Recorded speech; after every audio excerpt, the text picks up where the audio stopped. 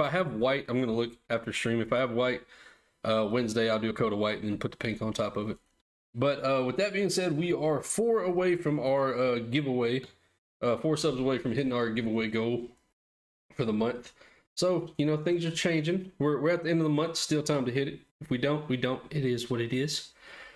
With that being said, I don't have any other announcements. I try to keep them short and sweet on these interviews. We are going to jump straight in, and we are going to be introduced to the one and only TyfloRen. And I said it correctly this time because I said it wrong during our promo. But, ladies and gentlemen of the chat, will y'all please give a warm welcome to Mr. TyfloRen here. You're on. Thank you for having me, man. It's great to be here. Hey, man, I'm very thankful that we got to actually speak and talk and get everything in.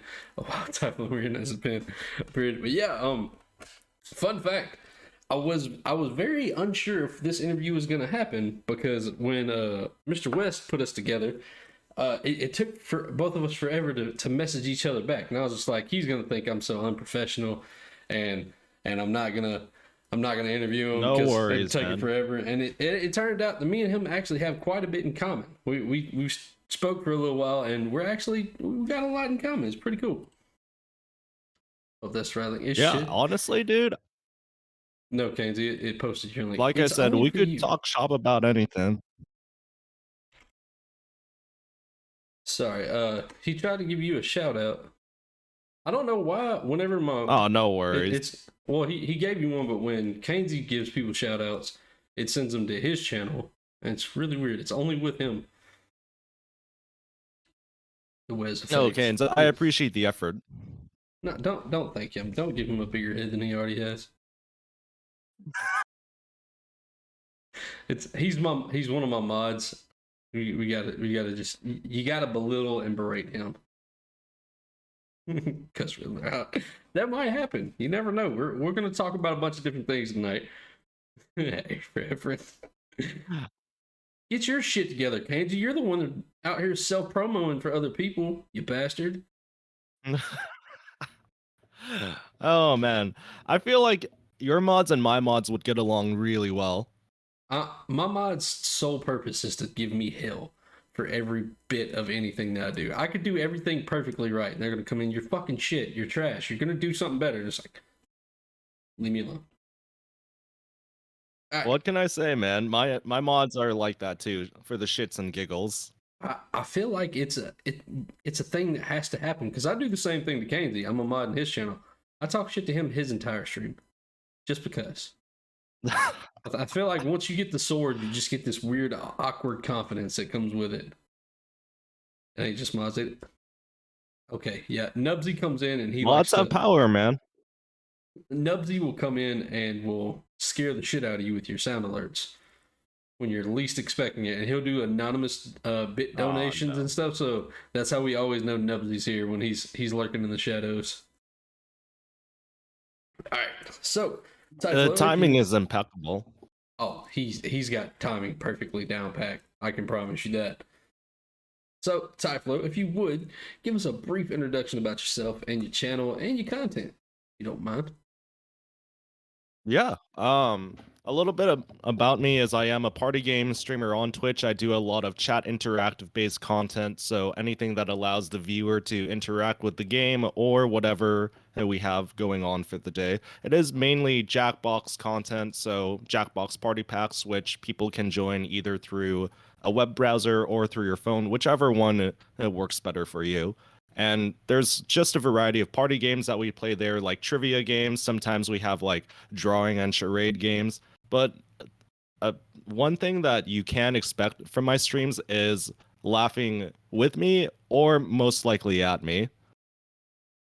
I got the pleasure of hanging out and chilling in his stream yesterday, and it was full of laughs the entire day.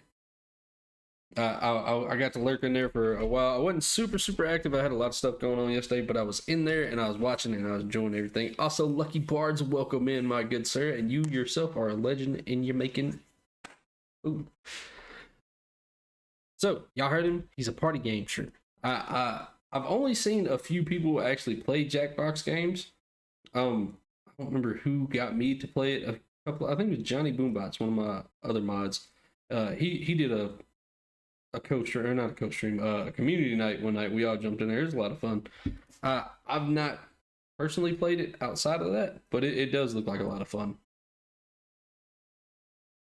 Yeah, So I'm more of someone who hosts his Jackbox games, and I always try to allow other viewers to take the extra spot instead of me just taking it. And I'm kind of that person who's like, um, kind of like the judge, and then someone who likes to hype people up.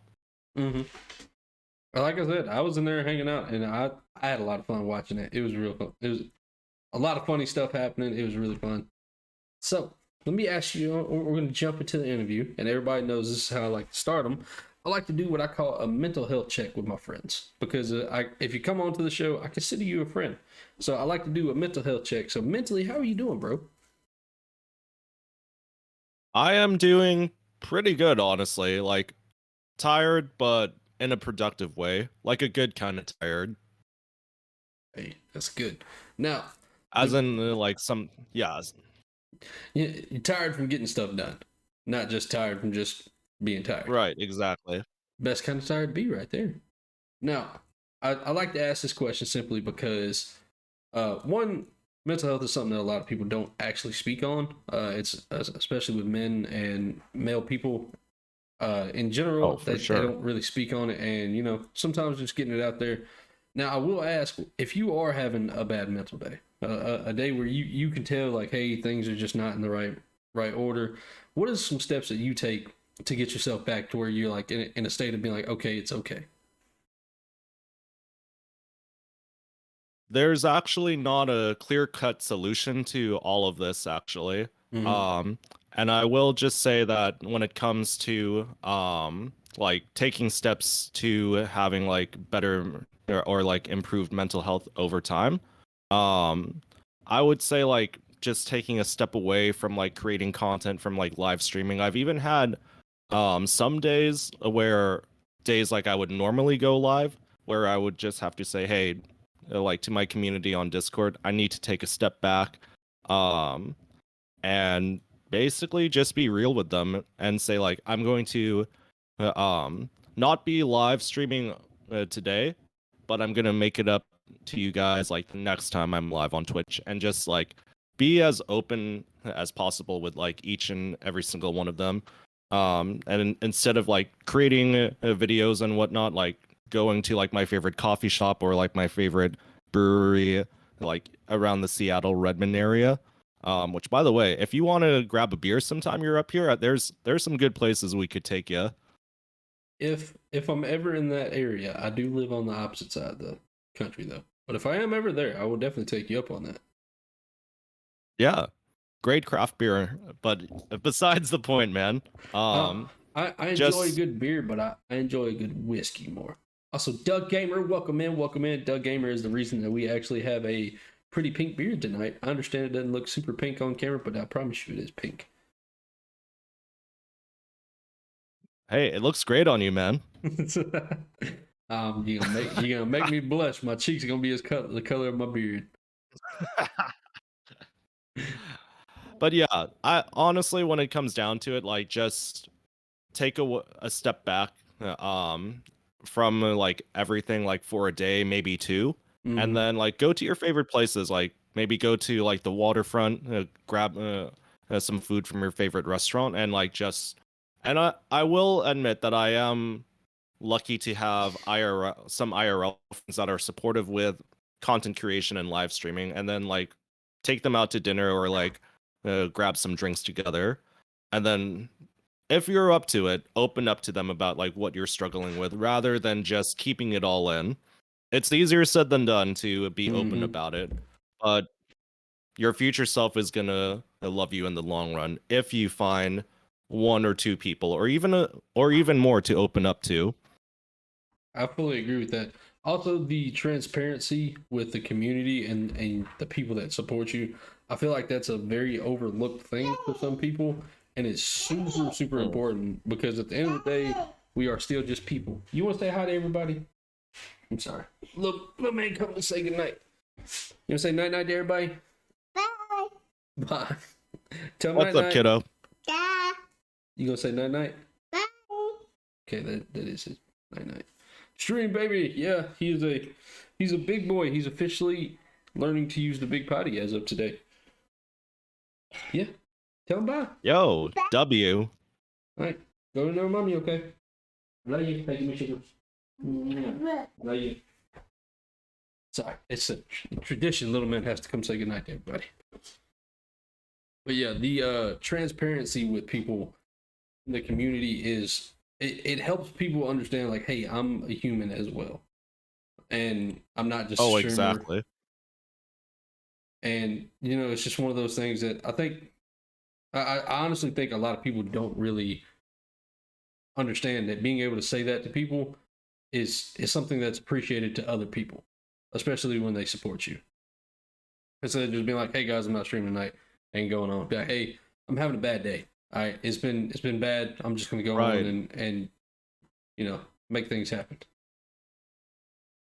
Dude, I like to enhance what you just said there, and to support what you said there. I think you're familiar with Morph Games.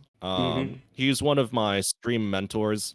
He had a podcast a while back, and him and his guest speaker were speaking about what we were speaking about right now too, with transparency and being more open with the people around you and not always having to put on like a show of like, oh yeah, everything is always good, I'm always a positive person, and like just leveling with them and saying like, hey, I'm not exactly at 100%, but I'm still going to do my best for all of you. And that kind of gives that relatability. I aspire to get his attention to be able to be on his show one day. That's goals right there. He's a really great dude. I enjoy talking to him on Twitter and stuff when I do get to interact with his posts. I'm gonna start calling him the hot take king, because he says stuff and it's like all he does is stir the pot for the people that actually get mad about the little dumb shit that he says, and it's hilarious to me. Right. Like I read the things he's saying, I'm like, but he's not wrong. And then you got a list of people that are like, no, well, actually, he's got a point. Yeah, I'm like, he's not wrong there. Another thing I'd like to point out is, you said you have IRL friends that comes in and they support you and they support any kind of struggles you're going through. I feel like that's something that is extraordinarily underappreciated by some people. Like me, myself, the only IRL people that I have that actually show support to the channel and like give me constructive feedback is my wife. I lost a large group of my friends when I started streaming.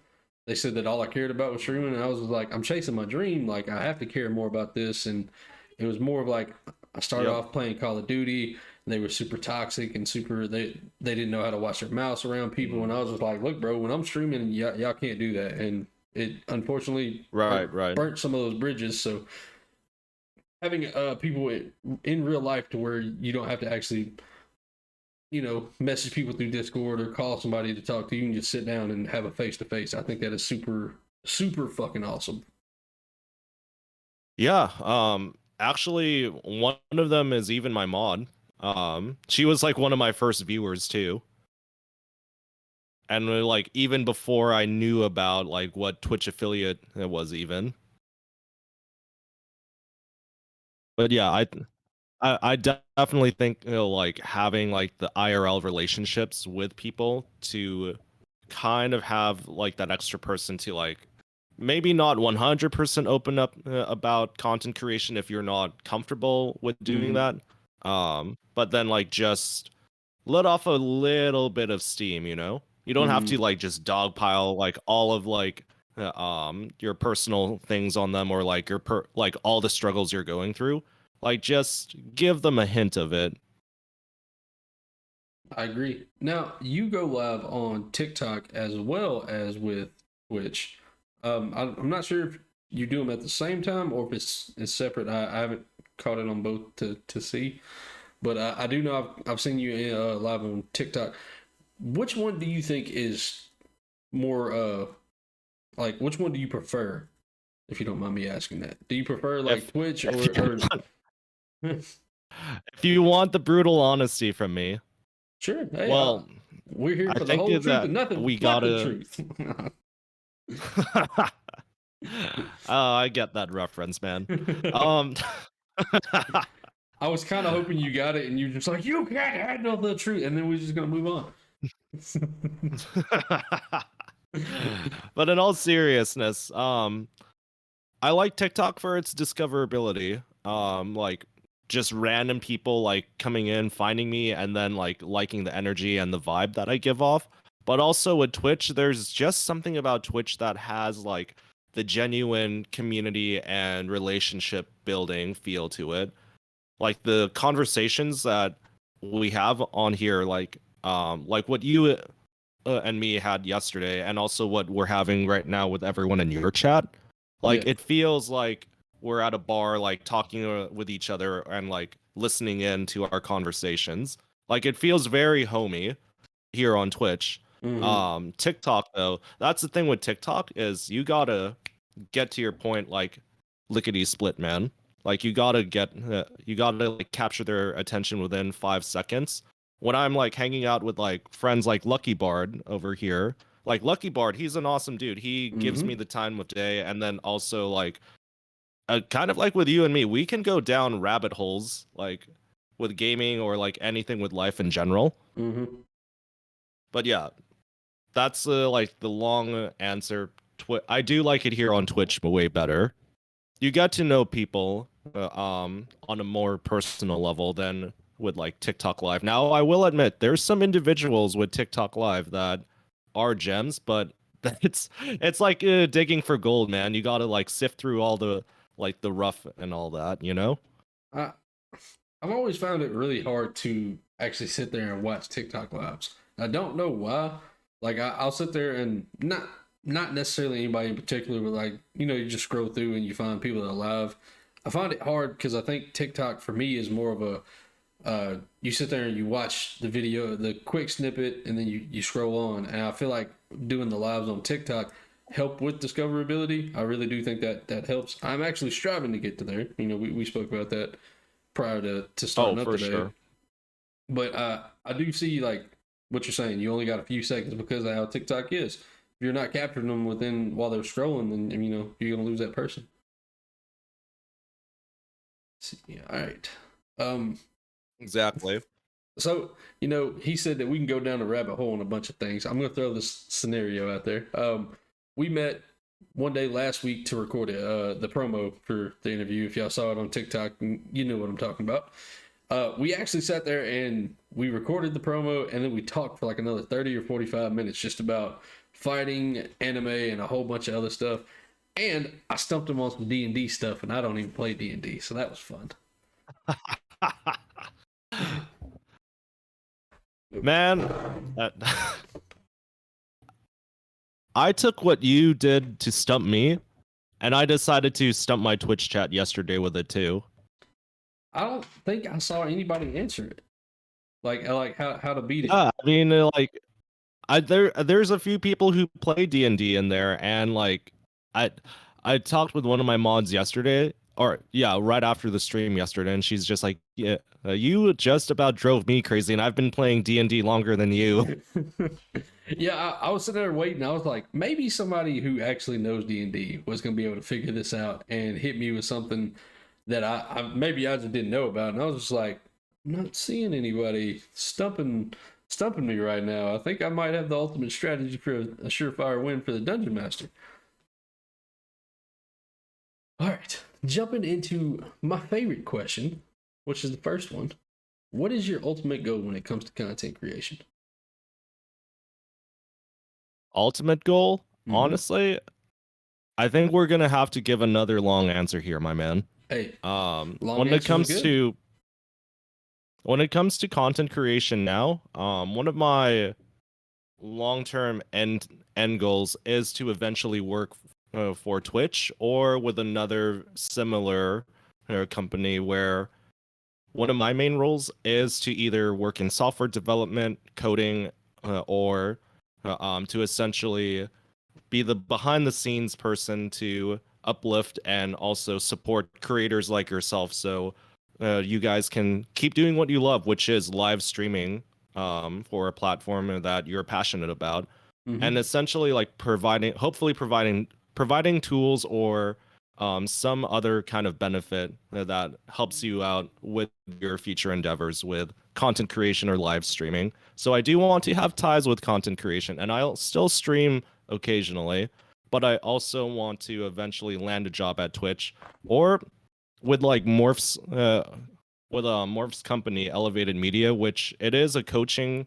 program for content creators, and like not just for Twitch, but like for YouTube and other platforms too. Mm-hmm.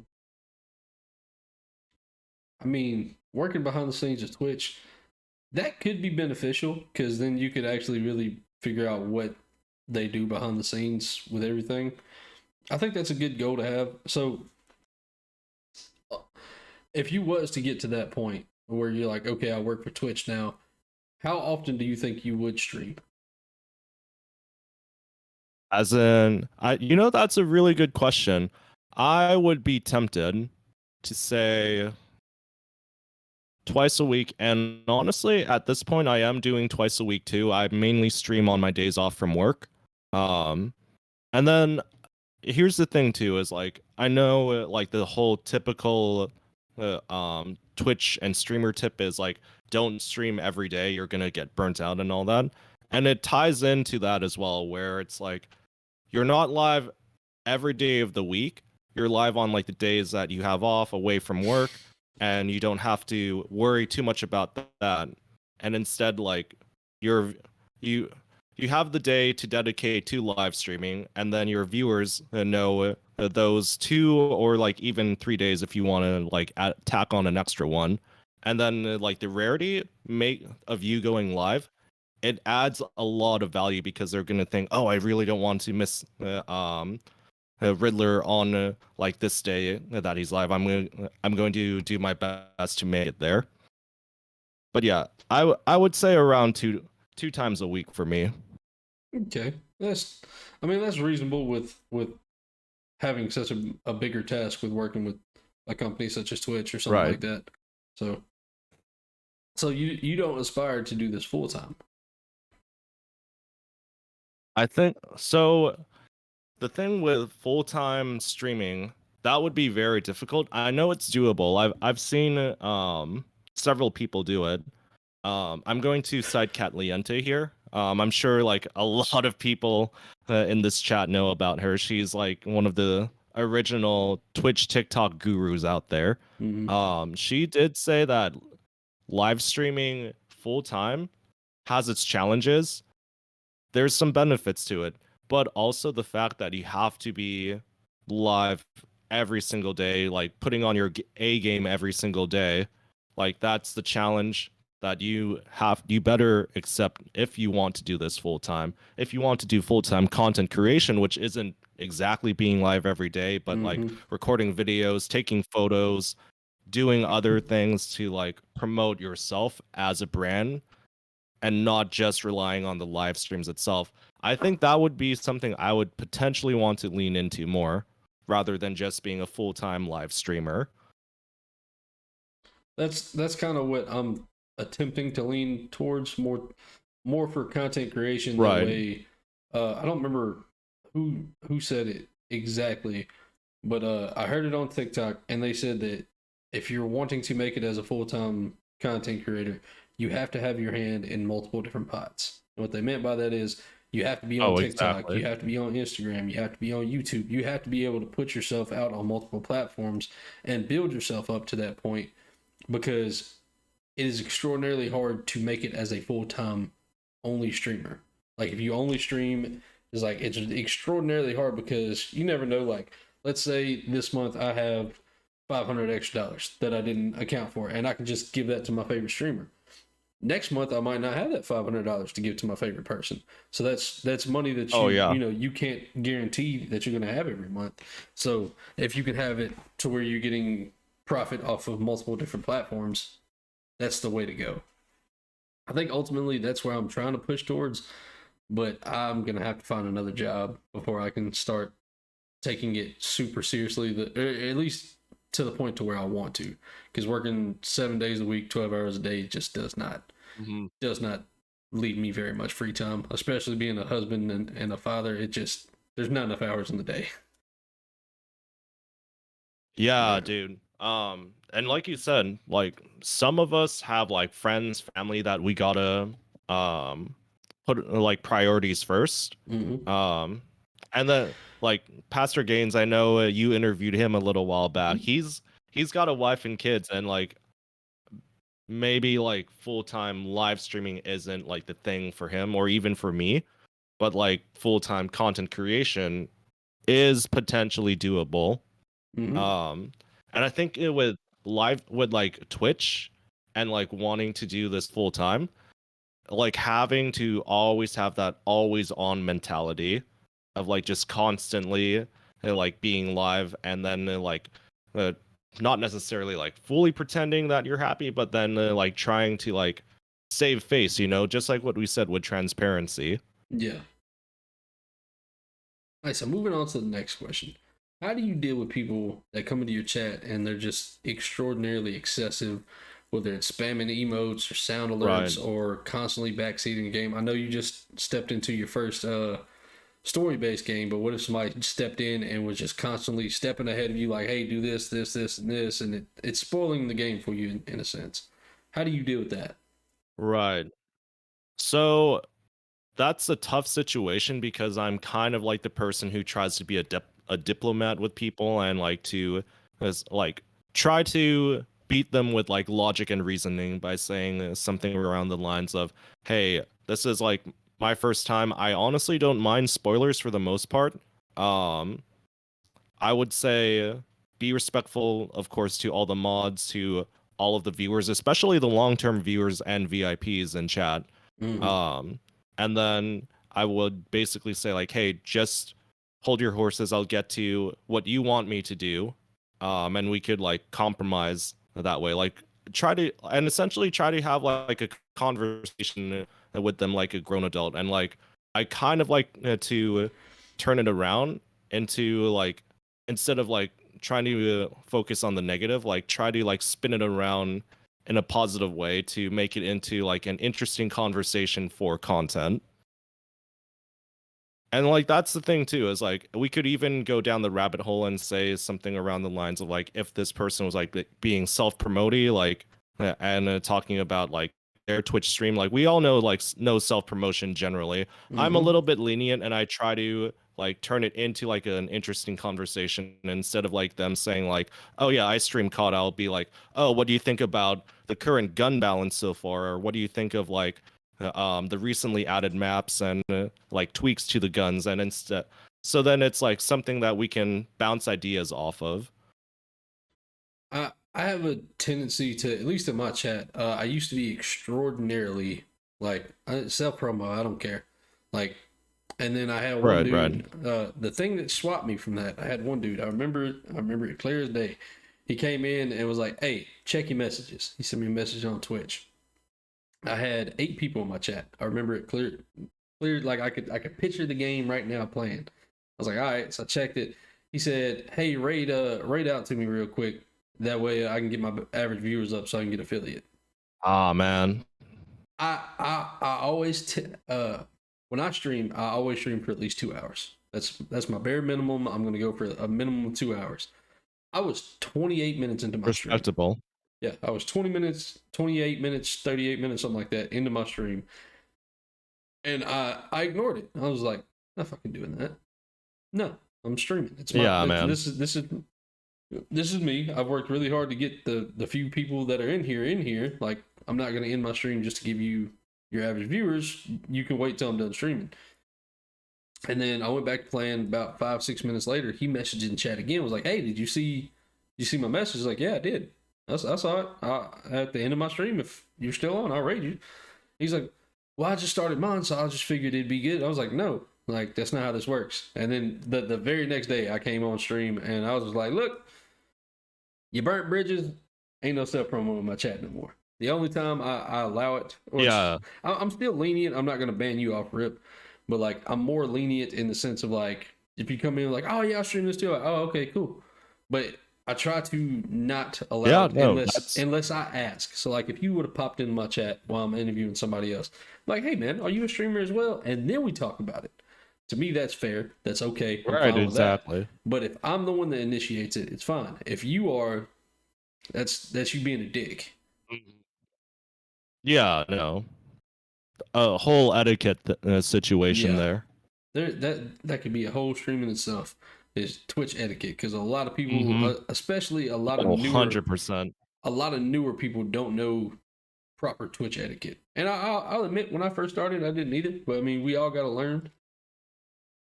So, with you starting recently on doing story based games and stuff, what is your preference on backseating?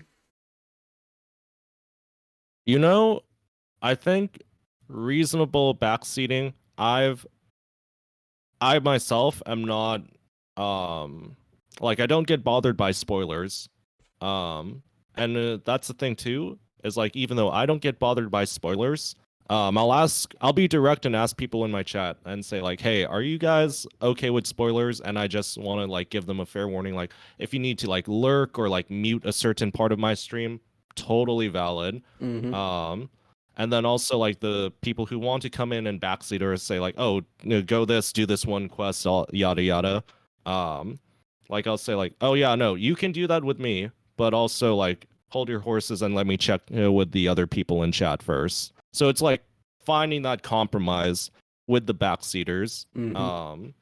Like not necessarily for me, but for the rest of the people in my chat. I only have two things I don't, or three things I don't allow spoilers on. Marvel movies. Mm. Don't tell me shit about Marvel movies if I haven't seen them. God of War. Respectable. If I haven't got to it yet, don't tell me because it's my favorite game series. And anime. Do not spoil anime for me. No. I can 100% agree with that, my man. I had somebody spoil one of the endings to I don't remember which anime it was now. It made me quit watching it though. Like I don't remember which anime it was. I was enjoying it, and then somebody came and was like, "Oh yeah, you know such and such did such and such," and it was like it was the last season of it. I was like, "Fuck you." He's like, "What?" I was like, "I haven't watched it yet." He's like, "Oh my bad," and then he continued to talk about it. Wanted to punch him in the face.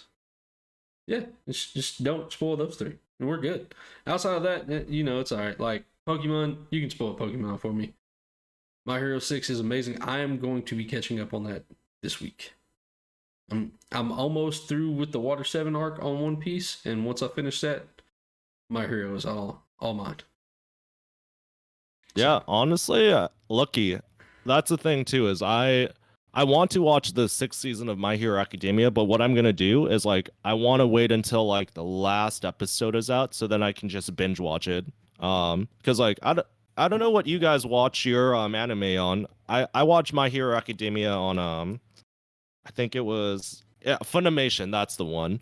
So like you got to like pay a subscription for it, and if I'm going to pay, I want to make sure all the episodes are there for me to watch. I watch mine on Hulu. The only issue is like I'm probably gonna get some hate from a lot of people with this.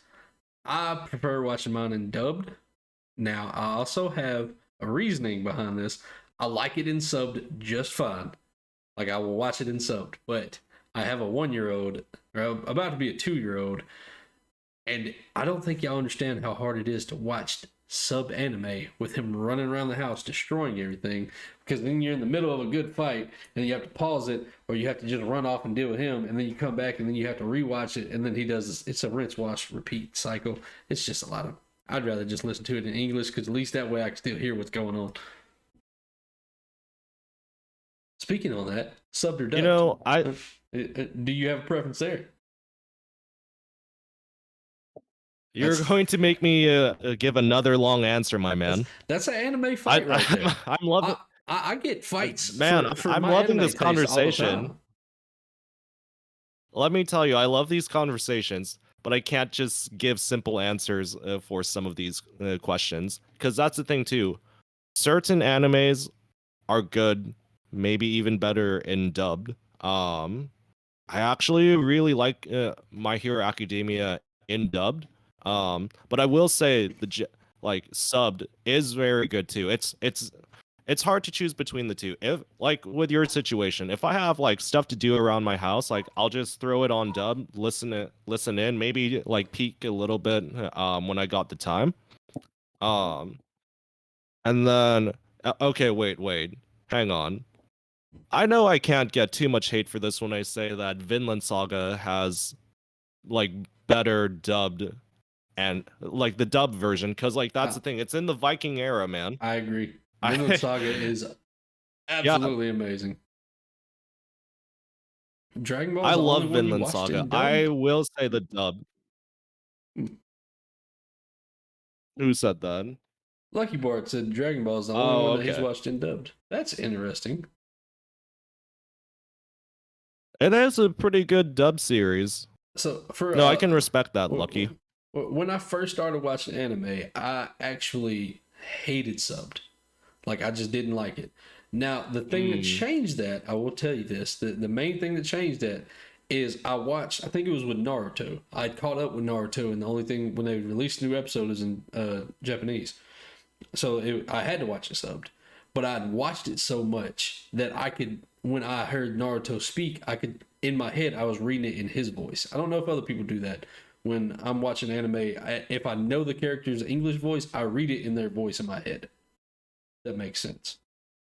I did that with Naruto. I did that with Fairy Tail.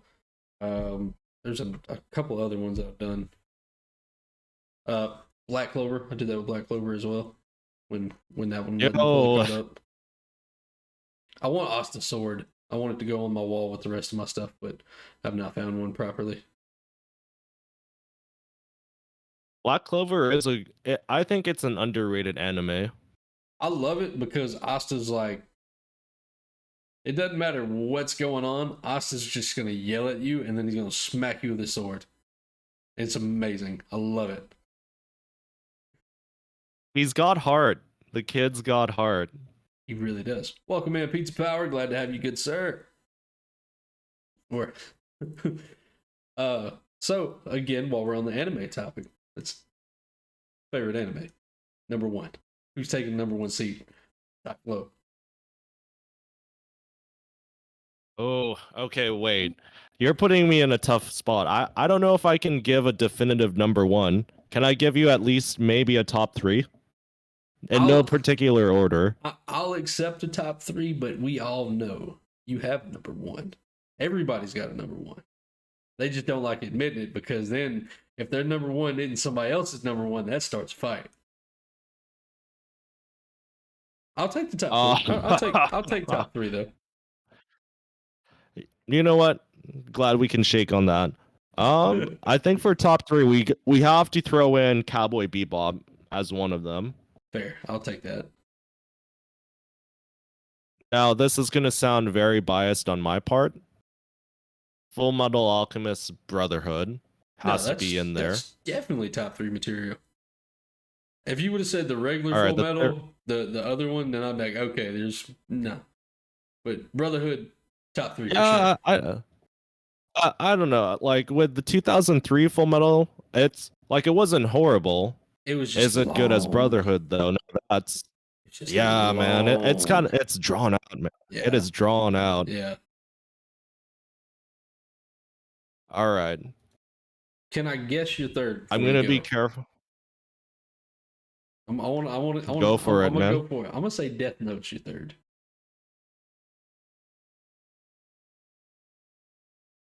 It's a close runner-up. Okay. I was just thinking, I could see something there. I was like, I feel like he's gonna say Death Note. No, I love Death Note. Man, I don't know how I feel about putting this as like one of my top three. I'm half tempted to say Tokyo Ghoul. I said half tempted. I can debate that. There's something with the season two. Season two was season two. That's where the other half of me is saying don't put this in your top three because of season two. Season three halfway redeemed it. Season three was good, but season two was season three had to. Season 3 had to like completely knock your socks all the way off, and they only knocked one sock off. The whole point with season 3 was to like be like like a band-aid for season 2 and to fix everything that went wrong there. So Yeah. that's the reason why I actually am forgiving with season 3 of Tokyo Ghoul. Yeah, I'll give that. I'll give that. I will say. And then the other half of me that wants to give. Oh, go ahead. Oh, the other part of me wants to put My Hero Academia in top 3. Now I know it's a recent anime. That's in the top 3. That's an interesting. I know it's recent. But here's the thing too, is like the relatability so many of us can go through with like not just Deku, but also with like the other characters as well. I know there's like some Todoroki fans, both in my chat, yours, and everyone else here in the Twitchiverse too. Using that as the argument, the relatability, I would say Black Clover takes My Hero because Asta's a lot more relatable. In personal opinion, obviously, My Hero is still top tier. I don't know if I could put it top 3 because Deku is such a fucking crybaby. Sorry, I had to say it. Yeah, I had to. That was I'm starting to see that in the later seasons, man. All he does is cry. He's definitely. I'll give that top 5. I will say that would probably be my number 5 if I had to do a top 5. I don't think I could bless that with top 3 because my top 3 is Naruto's number 1. That's my all-time favorite. Then Demon Slayer's number 2, and then number 3 can be swapped out for a bunch of different animes. Personally, number 1 and 2 are my only 2 solid ones. But I could say Dragon Ball just for the nostalgia reasons, but Dragon Ball Z really doesn't have a lot of character development like outside of Goku and Vegeta. And even then, it took them up until Super to really get some kind of development. So I tend to put that lower on the list. I don't know. I couldn't give you a number 3 off the top of my head. I've watched too many anime. I guess Full Metal Alchemist Brotherhood. I could probably put that at number 3, and that'd be a very solid pick. But yeah, Demon Slayer. You know what? Demon Slayer is my number 2. I love swords. I've been trained in swords, and I just really enjoy it. And I'll Hino Kamikagure anybody that says differently. There we go. All right. I saw your sword collection yesterday, man. Yeah, they're right there. I've got one that you can't see that's over here, hidden off on the side, and then I have my Tanjiro blade right here, also where you can't see it. Had to start putting them in other places so my son couldn't reach them. Right. Lucky Gohan was actually supposed to be the main character after the Cell arc, and when they killed Goku, the fans threw such a big ass riot. They was like, okay, Goku's still here. And then that's what made Gohan be the little bitch that he turned into. Although he did get it, he got a power up in this last one. It lasted about 15 seconds, but he got it. And according to the writers, he is the most powerful of all fighters. Includes up to date. I'm going to say this for anybody who doesn't know about manga. Spoilers alert. Black Frieza, the newest one that one-shotted almost perfect Ultra Instinct and perfect Ultra Ego Goku and Vegeta. He one-shotted both of them. Apparently, Gohan is stronger than Frieza, according to the writers. Don't hate me, hate the writers. Hey, I mean, welcome here, Ryan. I mean, just look at Mystic Gohan. He has a lot of potential. Well, I'm going off of the anger transformation he had in the last movie. I don't remember what they're calling it. The one where he gets the silver gray hair with the red eyes. Apparently, that's the strongest, according to the writers of the show and the movies. He is the absolute pinnacle of strength in the show right now. Which doesn't make sense to me because we only had him for 13 seconds in a movie, but I digress. All right, back into the juicy bits of talking about your stream and whatnot. Now, what would you say qualifies somebody to be a mod in your channel? Beast transformation. That's what it was. Now, I know a lot of people have requirements for mods, and like I think mine are similar to other people's. I would like if someone wants to become a mod or has interest in it, like if they're a regular, show up to every stream. Well, maybe not every stream, but like at least make the effort. Like you can tell that they're trying to. That's like one way I'll consider them to potentially be a mod. And then also, I look at like outside interactions too, like with my other friend I told you about, like who's an IRL friend of mine that tries to come into my streams, but also she was like one of my first supporters. Um, like extra things like that, like not necessarily having to go beyond above and beyond, but also like with like messages or uh, like other ways of support um outside of Twitch. That's something I'll also take into account. Okay, that's actually a very solid answer.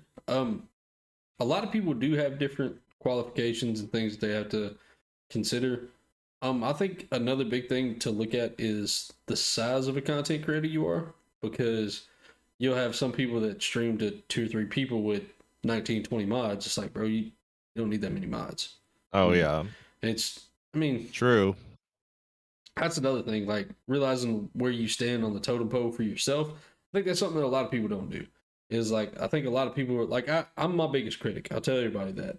I critique myself at the end of every stream. I talk to my wife and like I really think like there's been some nights where after I got done streaming, I was like that was a bad stream. And it's like I wasn't as interactive with people. I like it's little shit that I can say to myself. I think a lot of more people should do that, but being able to see where you are in with yourself is a big thing. But I think consistency, like you said, across all platforms. If I see you liking all my videos and I see you on YouTube, TikTok, Instagram, and you're in the stream doing this, this, and this, like that's a huge Right. consideration factor right there. Now, still on that same topic of mods, when do you think mods should start getting paid to be mods? Oh, that is a difficult question. And I say it's difficult because I think we should also reference what you said about looking at yourself as a creator and like where you stand on like the totem pole of all things too. Like if you're let's let's say in theory you're like at getting close to partner numbers, analytics and all that. You're getting like a lot of like gifted subs, direct donos, bits.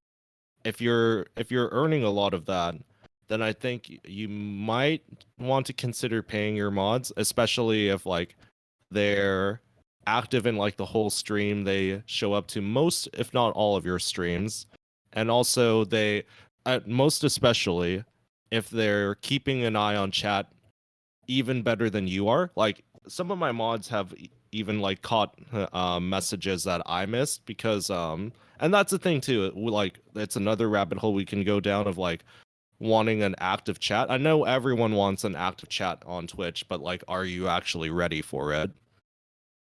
Because like I you will you answer can do your that. best to read messages.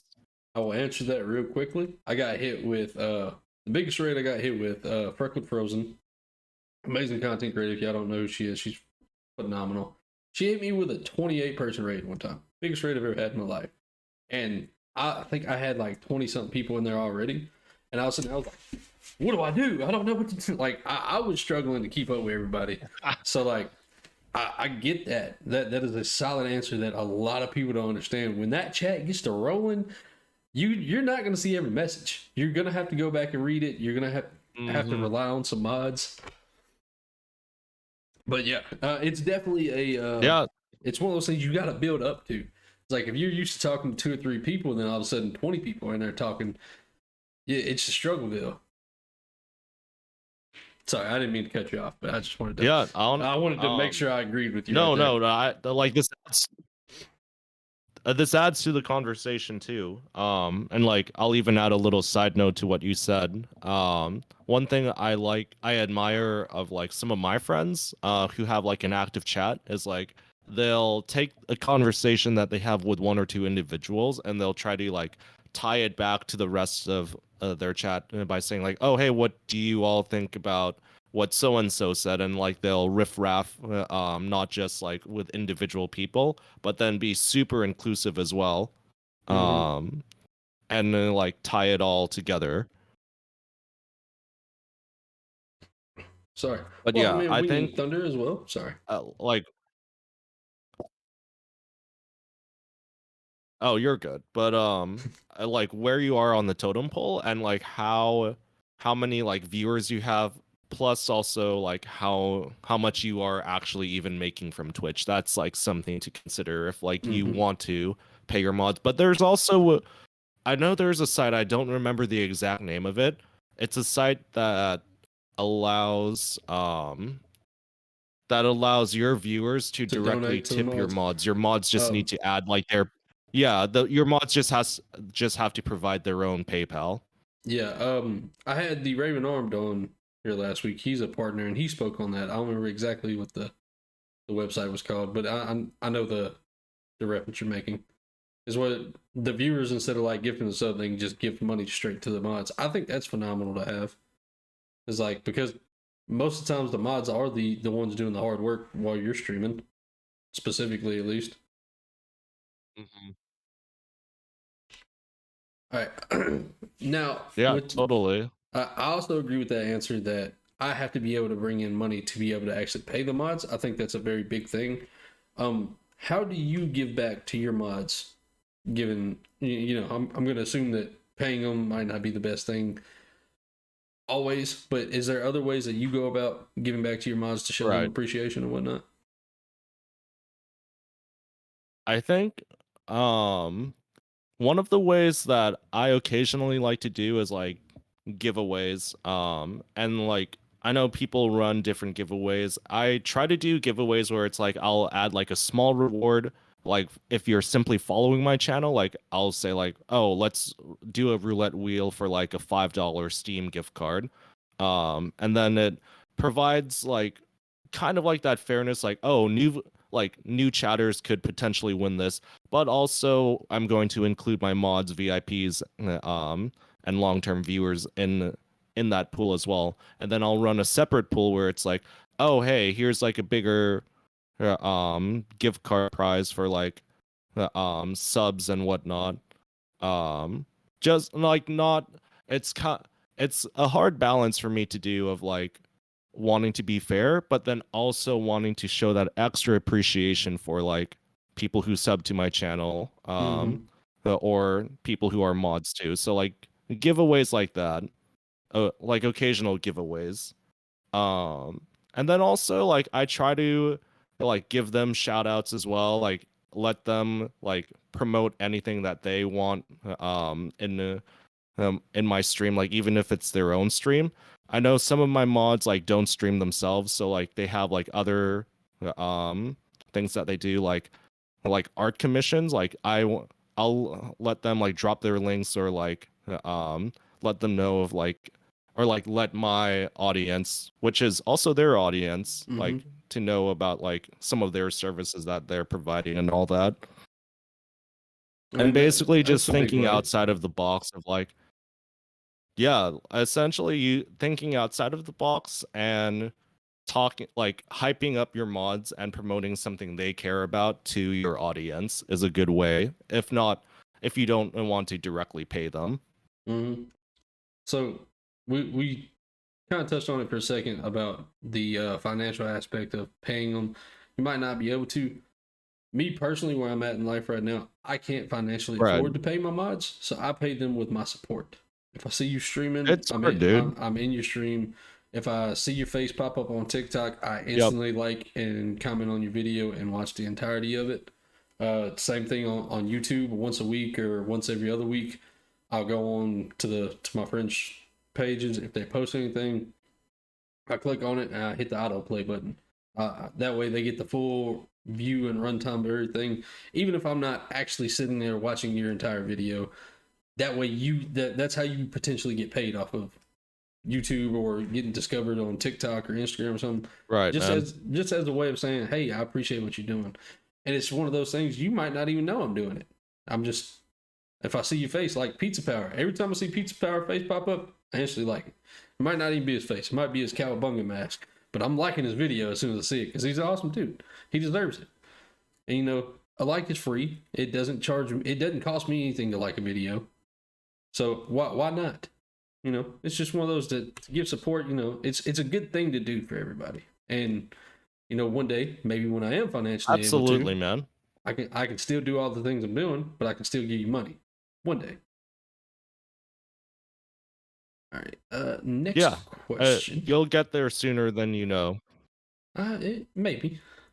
Mr. West, the man, the myth that made this this interview actually happen. Thank you, Mr. West. Welcome in, welcome in. West, give yourself a shout out, please. West is actually one of my moderators as well. Now, when it comes to streaming, whether it be on TikTok or on Twitch, or even if it's just posting content, do you look at what the best days, like statistically, what the best times of the days are to post videos, or do you just post it whenever you have them ready? You know, I used to be that person where it was like specific day, specific time. But at this point, honestly, like I'm back to experimenting like best days and times, especially since I know M West and I had a conversation about this a while ago about like switching up content or like pivoting content from what you were known for to like something different. Like when I was going viral at first for like snowboarding and skateboarding content on TikTok, like I would have like like specific days and times where like I knew I could like bring in like peak viewership and whatever. But like since I started like going into like more generalized gaming content on that account, and then I know M West and Morph know I have like a second TikTok account that's focused on like streaming and content related things. Like I'm experimenting like with different days and times on those now too. So I used to be specific days and times. Now I'm like back to experimenting and like just posting whenever. Yeah, whenever and whatever. Okay. I've that's one of those weird questions that some people actually do go through there and research the exact down to the exact minute of what the best time to actually send posts are. So it's just one of those like it's good to experiment to find what point gives you the best discoverability. Also, I'm gonna pause this for a second. Hey West, fight me. Fuck you. Sorry. He knows what it is. He owes me an anime battle from like 3 months ago. Good to have you here, M West. Yeah, he owes me an anime battle from like 3 months ago. He's been ducking and dodging me because he has terrible taste in anime. Yeah, West, how's it feel to be on the receiving end of that? Oh no. Hang on. I want to hear like M West's top 3 animes now because we were all like giving ours too earlier. He's only got one. He thinks he thinks Sasuke is a top tier character. This is gonna spark a debate between me and you. This is gonna spark a debate between me and you. This is what started it. I did an anime tier list for Naruto a while back on stream, and I put Sasuke as a C tier character. Yo, Mac was good. Thanks for the plays. I don't know who that is. I want to hear your reasoning. Sasuke's a bitch. Like Full on. Full on. I agree. Winging Thunders. Okay, I have evidence to support this fact. First of all, Sasuke had no fucking reason to leave the village when he did. Orochimaru promised him power. You know who else could have gave him the same level, if not more, of power that he had when we found him again in Shippuden? Kakashi. Prove me wrong. He went and trained with Orochimaru, a legendary Sannin, for 3 years. And all he learned was how to do the Chidori 4 different other ways. Other than Karin the Thunderclap. Other than that. That's the most powerful thing he taught him. And he had to go through a whole bunch of other shit just to be able to use it. Until he got to Renegade later on. But that's neither here nor there. And then on top of that, Sasuke got clapped by everybody that he fights. He got killed like 5 different times. The only reason he's still alive is because of plot armor. Tell me I'm wrong. He died twice in one fight. He died twice. I'm not arguing. I'm enjoying how fired up and passionate you are about this this debate right now. It's only because I'm looking at chat right now to see what M West has to say. He's not gonna say it. He's gonna leave it alone. He's gonna comment on. He's gonna comment my Discord tomorrow and tell me that my anime taste is trash. That's what he does. He waits until I can't defend it. he'll be streaming like, your anime sucks, and then I'll be like, okay, fight me right now. He'll be like, well, chat, how are we doing today? See you over there. No, I'm just kidding, Wes. I'm back to 100%, so I got to catch up on like the 2.5, 3 weeks of hell that I missed out on giving him. But yeah, that's my reason. I think Sasuke is a C-tier character. He literally died 5 times in the show, and the only reason he was alive is because of plot armor. And everything that he hated. 5 times too many, huh? Yeah, I agree. I mean, he died twice in one fight. That's when you're just like, all right, bro, what are we doing? What are we doing here? Killer Bee killed him twice. Watch the fight and tell me I'm wrong. Sorry. I stand tall on this hill right now, and I win every time. I have a few D&D friends who are into Naruto. I with no context, I want to like go up to them and like say word for word what you said, especially the Sasuke is a bitch, just to like get a reaction out of them. Hey, you invited me to D&D. If that does end up happening, you just let me know who I gotta tell, because that'll be how the campaign starts off. We'll do a Naruto themed campaign, and as soon as somebody says that they're Sasuke, I'm like, you're instant death. We're gonna command word instant death. You're just gonna die. Death. You stay off the board. Sasuke to Naruto is Robin and Batman. No, I wouldn't even say that. I wouldn't even give him Robin. Robin was more useful than Sasuke. I don't know. It's a hill that I stand tall on. Sasuke is not a bad character. I will say that. Like, he has some cool abilities later on. But everything that he left the village to accomplish, he could have accomplished with Kakashi. That's all I'm saying. Kakashi could have taught him everything that Orochimaru did, other than maybe the thunderclap. But like I said, until he got his Rinnegan and got control, or his Mangekyo Sharingan, until he got control over that, there was no way he could actively use the thunderclap the way it was supposed to be intended. It's debatable. I've read the mangas. I've read the light novels. I have evidence to support all of my backings. Just throwing it out there. And the big thing with this, I was biased on my opinion, and I put Jiraiya as an S tier. And the reason I put him as an S tier on my list was because the manga and the light novels. That's just, it is what it is. Sasuke, my boy, you good? Hey,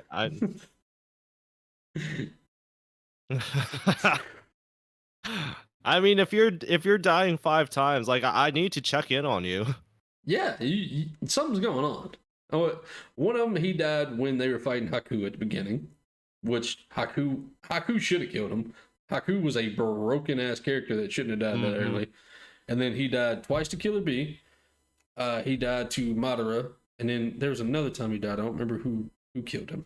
I think it was Danzo should have killed him. The only reason he survived the Danzo fight was because of Obito's cutting. That's the only reason. My opinion, most cringe liners.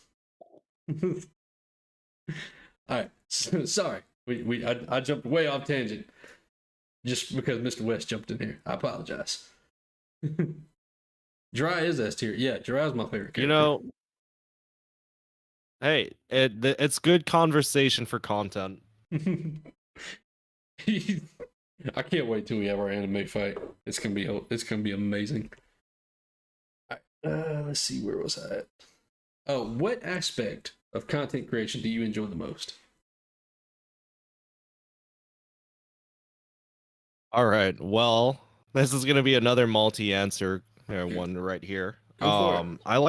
I love the process of video editing. And more recently, like the storytelling aspect of it. Like filming and then like taking all the clips, organizing them, mashing them together with like CapCut or like DaVinci Resolve, or like whatever video software you guys got, and then forming it into like a compelling story that like resonates with people.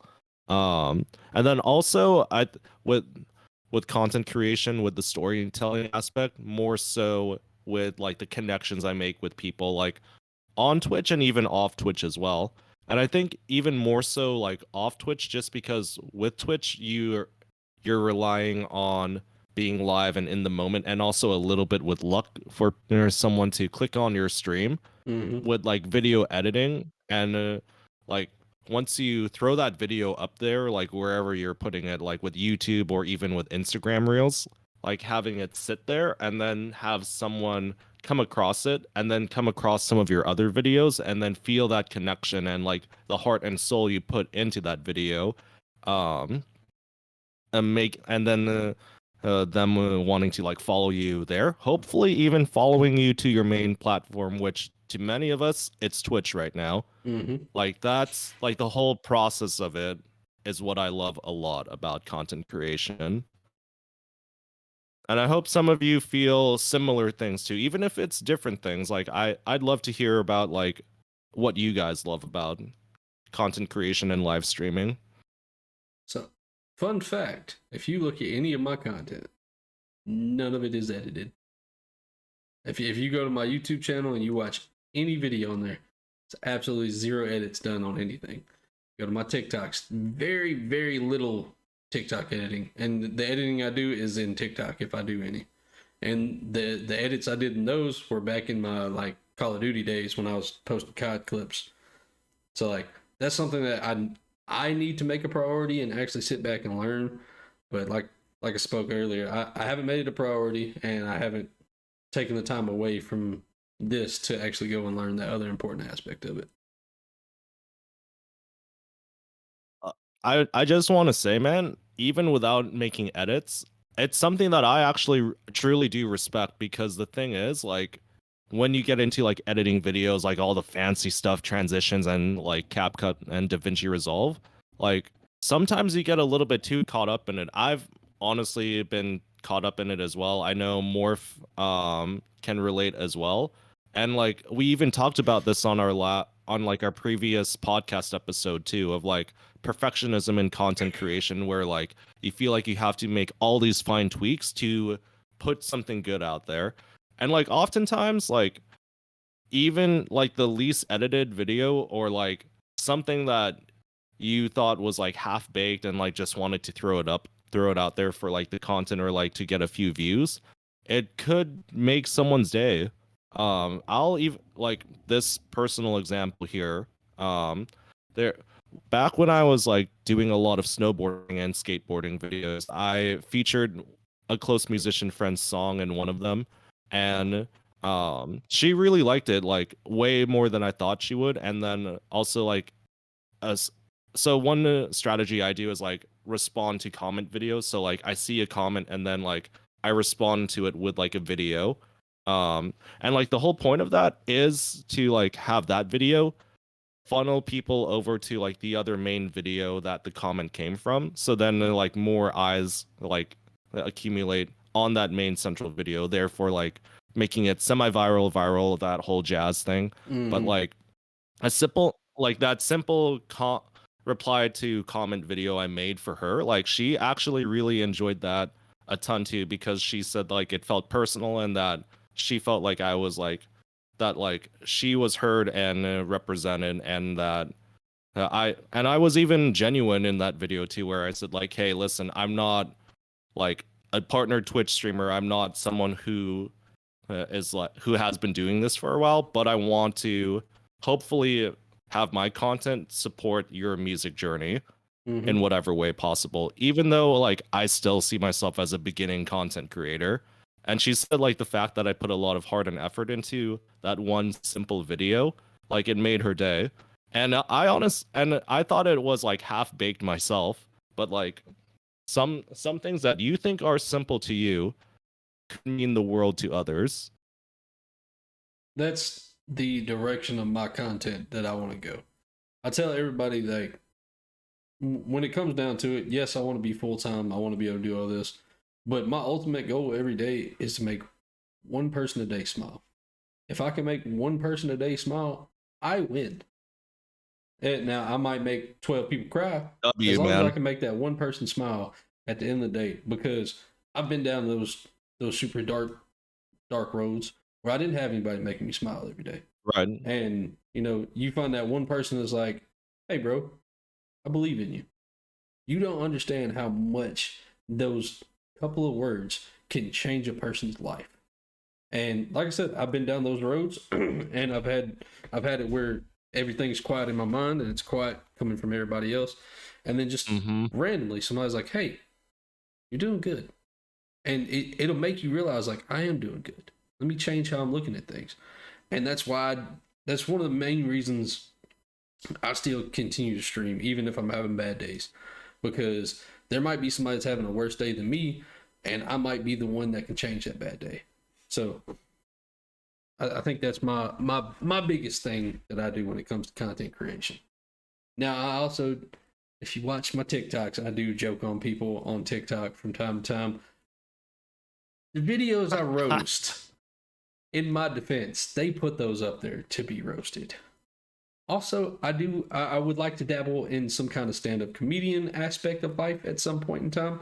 I don't know when I would ever do that, but I would like There we go. I would like to step into that. So that's one of the reasons I dip my toe in the joking on people. The biggest critic will always be yourself, 100%. Now, speaking of content and critics, how do you personally deal with when somebody comes in and they receive your content poorly, whether it be on TikTok or on Twitch? So here's the thing with that. There's a very fine line between constructive criticism, which is stating like, "Hey, here's the improvements you need to make. Do this next time." And then there's like pure hurtful comments, like if it's like this video sucks or this video is cringe. What is the value in there? Like, how am I supposed to take feedback and apply it to doing better the next time? It's easier said than done, but just completely ignore those comments. You can delete them too. You could like block and report. Do those actions to comments like that. If the comment does not in any way say like explicitly say like, "Hey, this is what you need to do next time," or "Do this better next time," it's not even worth your time.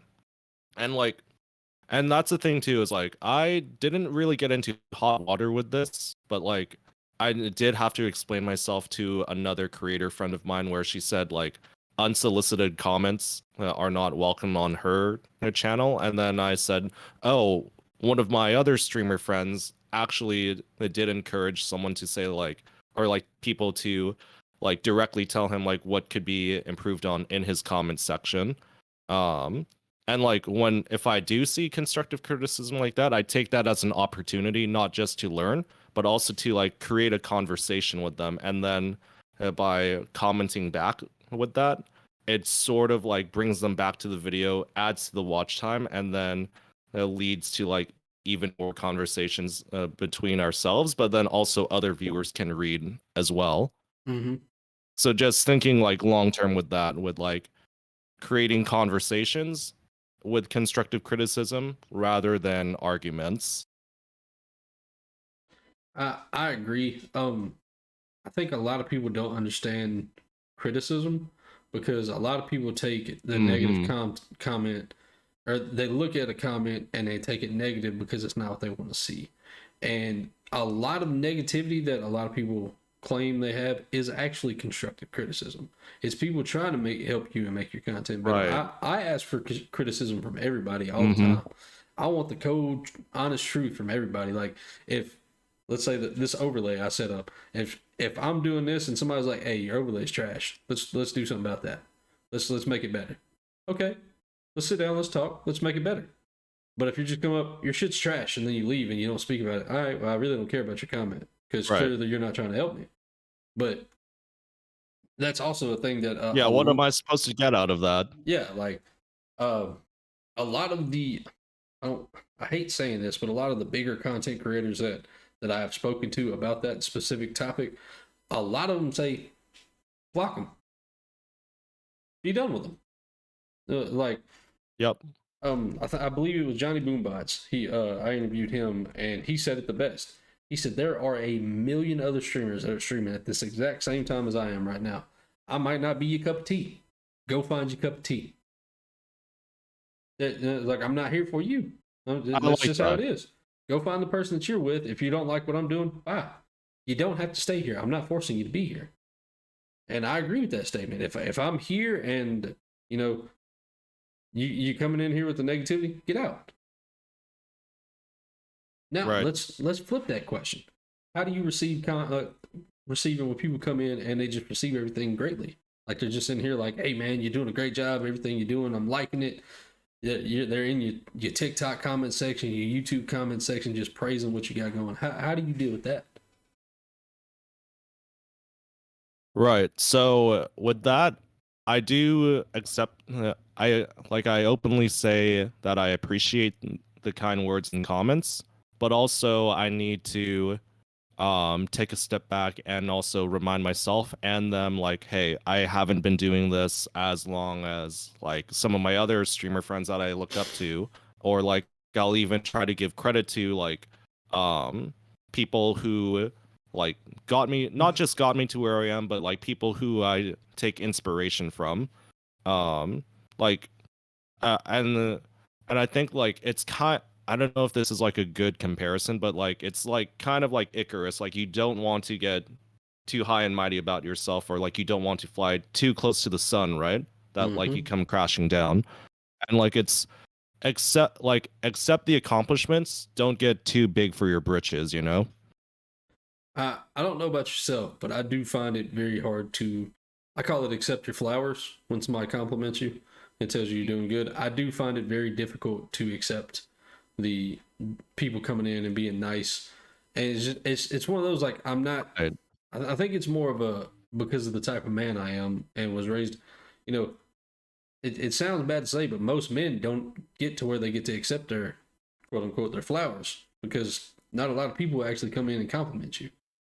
So I think that's one of my big things. I have gotten a little bit better of it in the past year. I've been more accepting of the nice Right. comments, but like you said, take the take the nice compliments with a grain of salt because don't get too big on your head Yep. because then you start getting cocky and arrogant and all those little things that you're Oh, doing exactly. to make sure everybody's feeling comfortable and nice. They go away because you're like, well, I'm making it. I'm doing what I'm supposed to do. You know. All right. Let's see. I already asked that question. Do you take any Yeah. One steps? good thing at a time. Yeah. Do you take any step to hype yourself up before stream? I asked this I love this question. question. A lot of people say no. Hmm. I think I can understand why they say no. I Mm-hmm. can respect it too.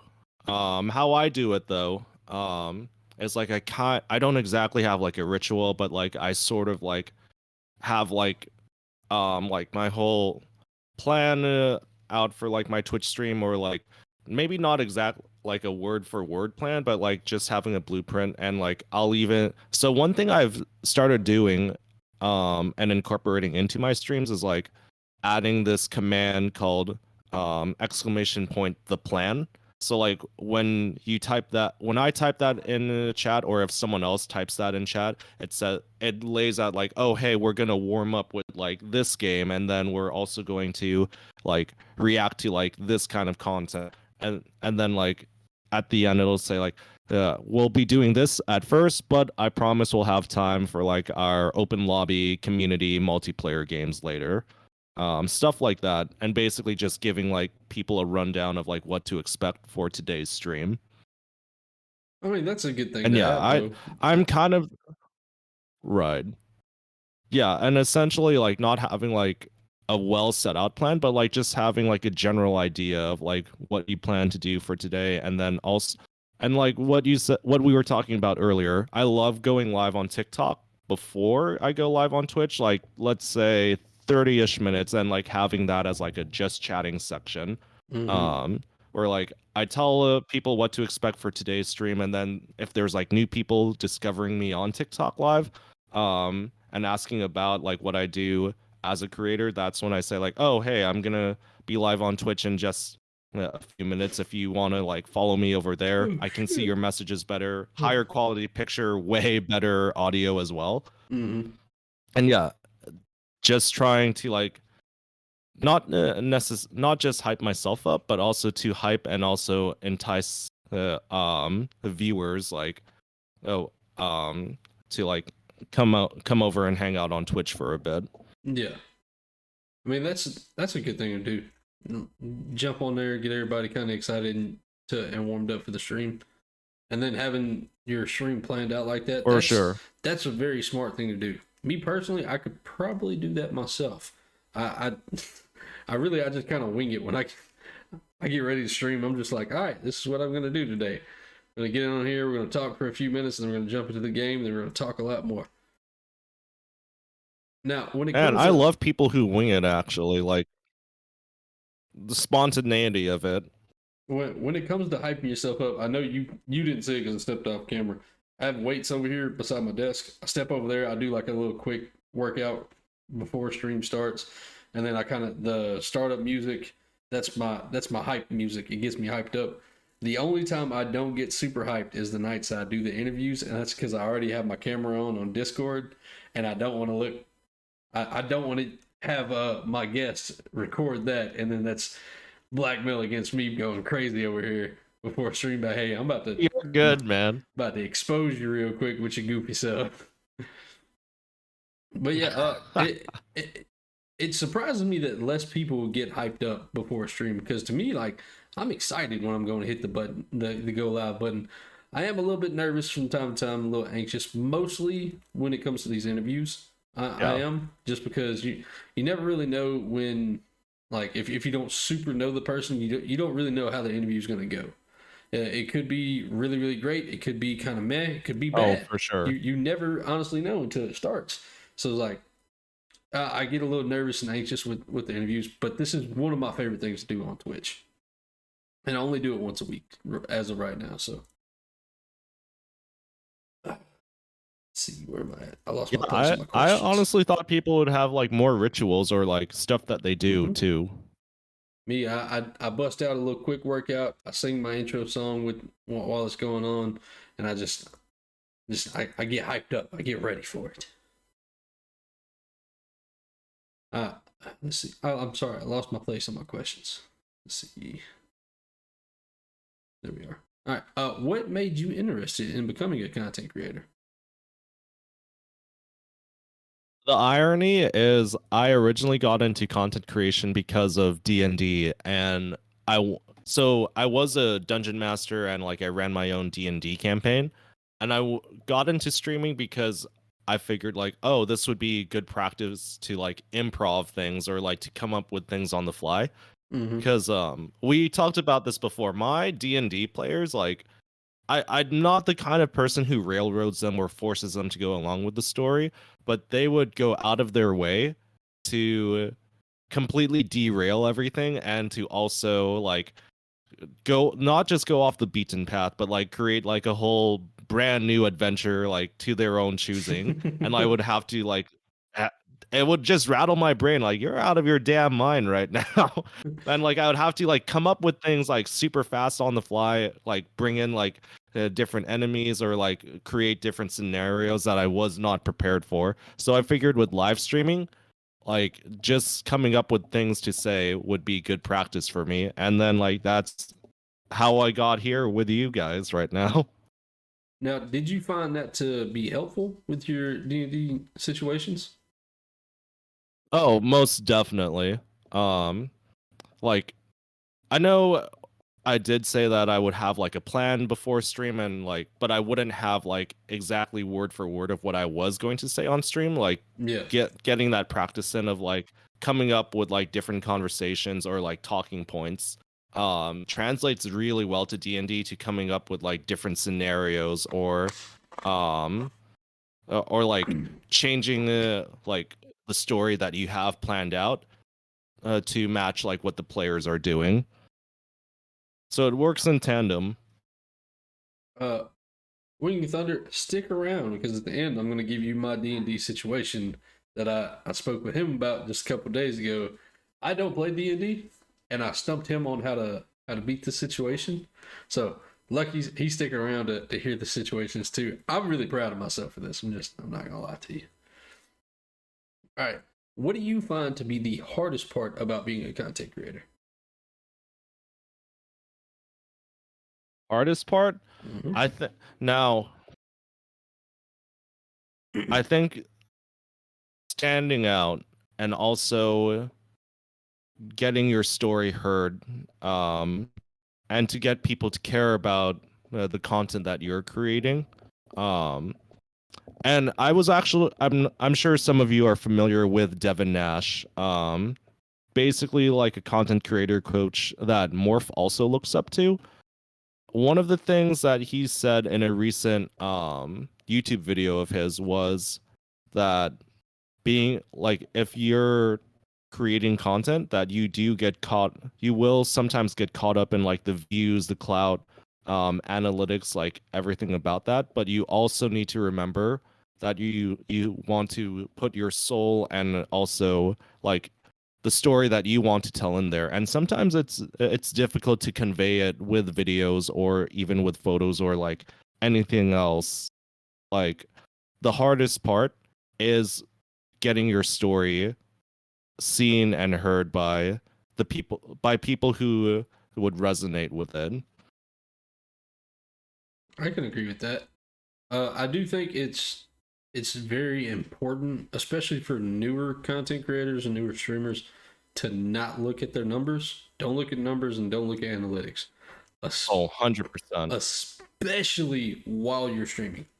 If you're streaming, Oh, do not look absolutely. at your numbers at any point in time.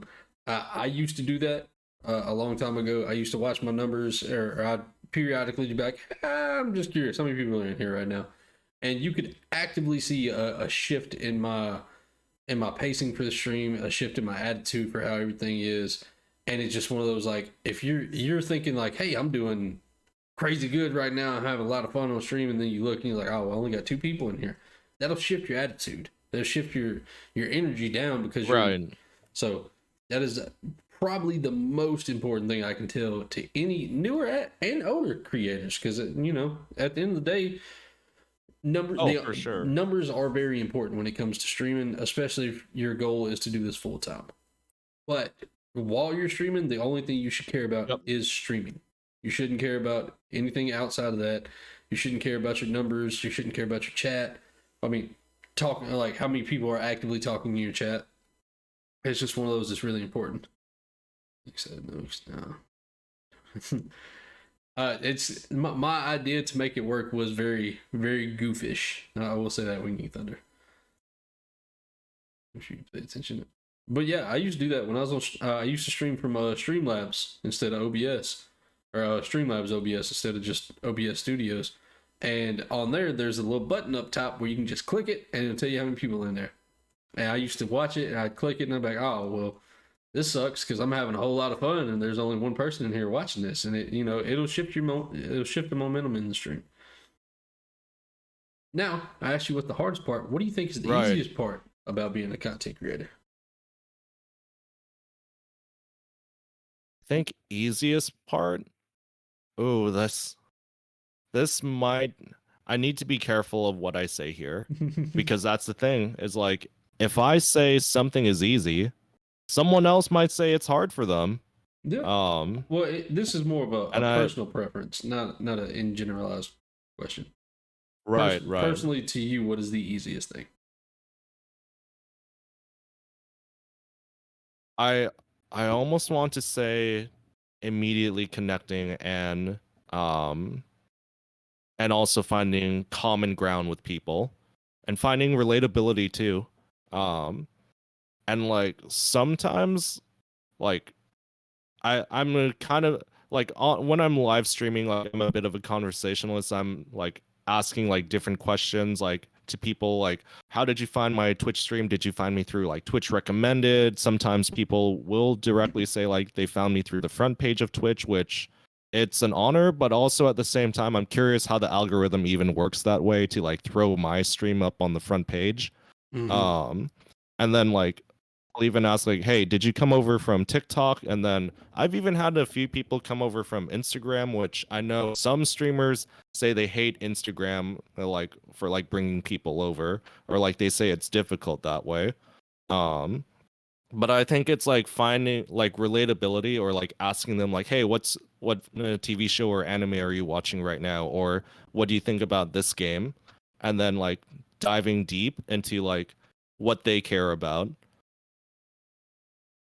That's a good thing to be able to say is easy. I could also see what you mean by saying that could be hard for some people because some people aren't the most conversationalist, I guess is the best Yep. word to use there.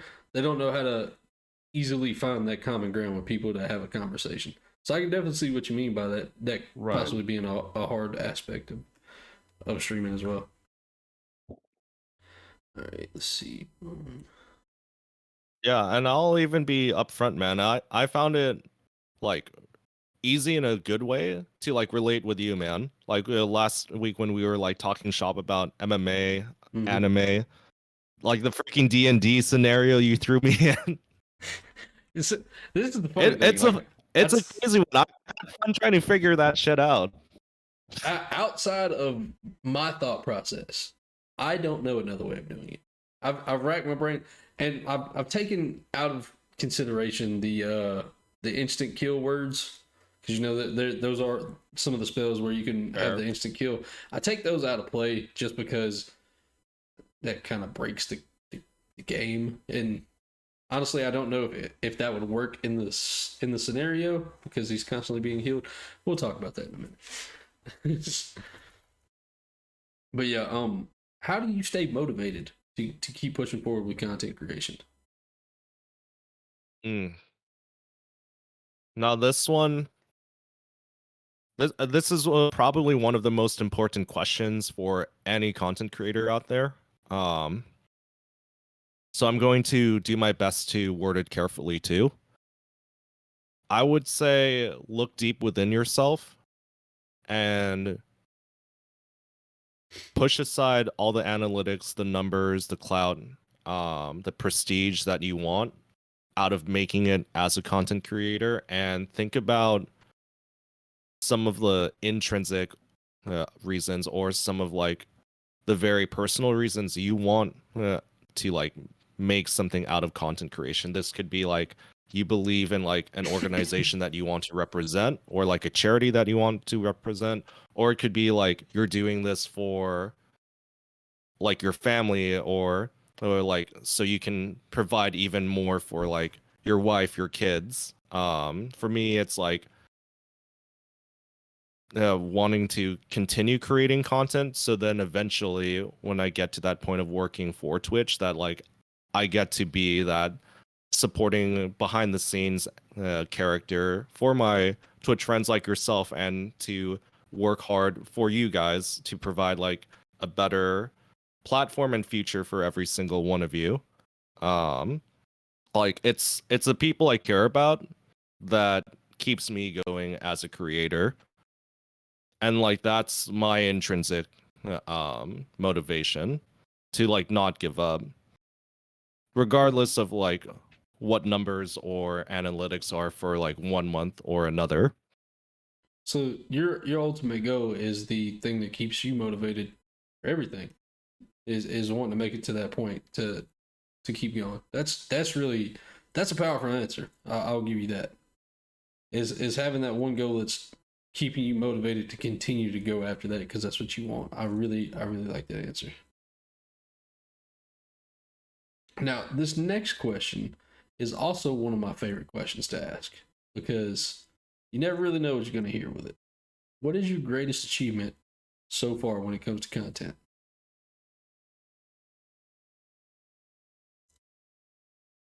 Greatest achievement? Honestly, I'm going to choose something that is all encompassing, and I would say you can't really measure this. Well, you could measure this in numbers, like with analytics, like X amount of followers, impressions across like all platforms, whatever. But I think in general is making myself present on as many socials as possible with like the content that I create, and it's kind of like getting my foot in the door with like Twitch, Insta, YouTube, TikTok, and like just make. I'm going to quote one of my other favorite RPG streamer friends, Trash Kitty. What like sometimes like I do TikTok raids to her Twitch channel when she's live.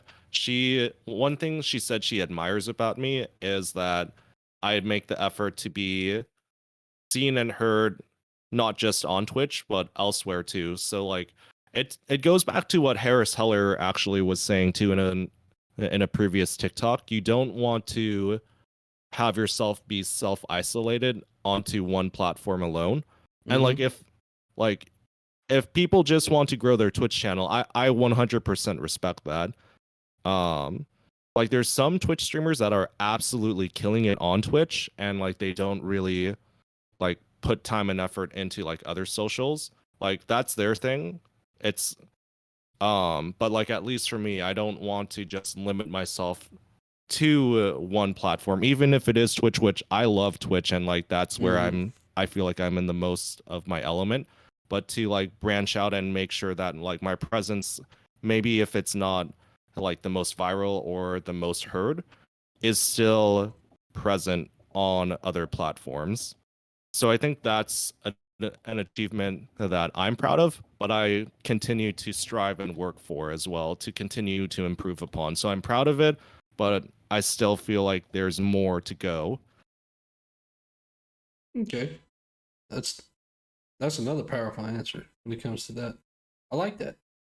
Something that you do that I've noticed, especially with this stream at least, is you reference a lot of other people and you give credit where credit is due. And that's one of those things that a lot of people don't really credit the people that bring other things out in them. So like if you look into my channel points, I have channel points where you can make me tweet stuff. Anytime somebody comes in here, I shout out. Well, I don't always shout them out, but when people ask me what made me think about that, Short Too Fused. He's another. He's a Pokemon content creator. He's a real good friend of mine, and he had that on. Was it not Dixer? Streamloots. That was one of his Streamloots packs. You can make him tweet something crazy. And I was like, I really like that. I want to set that up. And I spoke with him about it. He was okay with it, so I set it up. And then another one of mine that I set up is the Pokeball one. Choose what Pokeball you got. I should have known somebody else was going to get the shot time for the end of the stream. Uh, but what was it? What Pokeball was you caught in? I have it's a random list of Pokeball or a random thing of Pokeballs. You click on it and it should pop up as long as it's working properly. I don't have it. Wait, no, I do. Oh, it's not working. Damn. Sorry. I'll give you your points back for that. I apologize. But like I got that idea from a good friend of mine, Jovi. Jovi had that where you could get a shiny Pokemon in his stream, and I was like, I really like that. I want to set something up like that. So giving credit to people is something that a lot of people find hard to do. All right. This is gonna be where I tell everybody. Definitely. We are rolling down to our last couple of questions, just as a heads up to everybody. Ty, if you could find us somebody to raid, shoot their name to me on Discord, and then when we go to end everything, that'll be who I raid out to. Also, chat, that will be where you can ask Yep, myself sure or thing, man. Mr. TyfloRen any questions that you would like to have at that time. 2 questions. Why are you looking scrumptious into what kind of mic is TyfloRen using? I'm not sure. I don't think I look scrumptious. I think I look scrumdiddlyumptious, but we'll take that. Right on. Hey, I mean, Lucky, like, to answer your first question, like, I may maybe it's like just being in good company with all of you. Like, we feed off each other's good energy. That's my theory for the first question you got. The second one, so it's an Audio Technica. That's like the model, and I think it's Audio Technica ATB 2020. I have the box somewhere, Lucky, but it's yeah, Audio Technica. I do have a lot of filters on this mic right now too, like with gain, like to tweak around with gain and also like suppressors and all that good jazz. I was wondering that too. It Yeah, looks like I wish I a could share. it looked like a microphone you'd see at a concert. Yeah, no, I love this mic. It's held its own, honestly. That is one of the next upgrades I make is going to be for a better mic. That's my next one. Just have you ever tried braiding? My beard is not long enough to braid. I do braid my hair. That helps with anything, but yeah, my beard's not long enough to braid just yet. I've tried. All right, so this is a something that I've been playing with recently. It's a new thing that I've been reaching out and asking other people how they do, and I've been trying to, I guess, experiment with this better. How do you promote your content or your channel? Ooh, so I know we all hear the stereotypical like, oh, you gotta go to like as many like platforms and post to like TikTok, Instagram, YouTube, and all that. We can do that. Like that's a typical answer that you would expect, right? Mm-hmm. But also, I would say stick with the platform that resonates with you the most. And for some people, that doesn't even have to be TikTok. Like I've seen Twitch streamers like grow their community, their audience, even without TikTok, and use like alternatives to like even Reddit. Sometimes like being a part of a Reddit community. I know there's like Reddit JRPG, RPG communities out there. Mm-hmm. I know of them. I don't know specific ones, but if you make your presence known and like if even if it's not video editing or like photography like with Insta, like if you're a good writer and you contribute to like a Reddit um or like a forum and blog, like you can use that to like try to like promote your content or your like your specific Twitch streams. But finding but like experiment, like you have to experiment to see like what works best for you, and with experimentation comes like failure too. And also gonna say this, that like that could come off as blunt. The path to success is oftentimes paved in failure. You have to fail and experiment multiple times to get like one or several videos um that like hit the mark with your audience and brings people over. Failure also makes you very humble. If you've never experienced any type of Absolutely. I cannot. if you've never experienced Right. any kind of failure, then you're not really living in life. I'm just gonna throw that out there. That might Mm-hmm. sound blunt, and I'll be honest with you. I don't give a shit. If you have not failed, you have not learned Yep. any fucking thing. And I mean that. Before I go into Mm-hmm. any tangent, Wing Thunder, cheers. Thank you for that shot.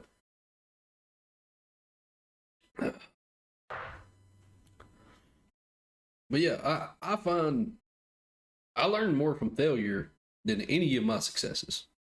That's not just in Twitch. That's been in training for fights. You learn more when you fail at a fight or something before anything. Like that goes with videos, that goes with video games, even off stream. That goes for literally any point in your life. When you fail for something, you have two options. Option one, you learn from it and you make sure you don't ever fail again. At least that way. Option two, you just say, oh, I failed. Oh well, and you give up. I don't I don't give up. I'm sorry. I'm gonna learn from the failure that I had and I'm gonna make things better. I'm gonna keep on pushing and making things better and better than I can. Now, when it comes to promotion, the thing I've been trying lately, a lot of people said have have said they don't promote. They say they let their content speak whenever they're Right. whether you training for fights in MMA. I used to. I don't anymore. Or I still train. I don't actively fight anymore though. But I find that's very very helpful. Honestly, I probably should jump on Reddit and check out some of those forums because I got some pretty good content for that in that situation. All right, let's see. Is doing jujitsu. Jujitsu is fun. It's fun until you run into somebody that really knows jujitsu, and then they just ragdoll you for the entirety of the time. I went. There's Oh, a I can unfortunately relate to that. there's a 10th Planet Jiu-Jitsu that's about 20 minutes away from where I live, and they were doing free classes for a week. You'd come in and do free classes, and some of my friends wanted to go, and they was like, "Well, you fight, you can come in there and you can go, you can work with us." And I was like, "Okay." I mean, I really didn't have nothing else to do. I was like, "Yeah, sure." And I went there and I told dude, I was like, "Yeah, I have some formal training, nothing like I don't have years and years of it. I know enough to defend myself." And he's like, "Oh, okay." And then when I tell you this man just ragdolled me for an hour and a half, and I'm sitting there like, lucky I can't punch you in the face. He's like, "You couldn't." And I was just like, yeah, that fired me up even more. I ain't gonna lie to you. But when you have somebody that's been doing jujitsu or some type of grappling for 10, 12 plus years, and then you've got 1 or 2 years on you, and you're like, "Oh yeah, I'm good." No, you're not. You don't understand what happened. It's bad. I'm 200 plus pounds. I'm 200. I usually walk around about 260. I think I'm about 250 at the current moment. But at that time, I was like 265, 270, and he was maybe 170 pounds, maybe. And he threw me left, right, up, down, select B square. He had a cheat code for anything I tried to do, and and I'm not kidding. He was on top of me, and I had him locked like this, and he literally just tapped his fingers on the mat around my head, and the next thing I knew, I was in the fucking chokehold, and I was like, how does this work? A lot of respect for that guy. He's a really good dude. All right. How important is organization to you as a content creator?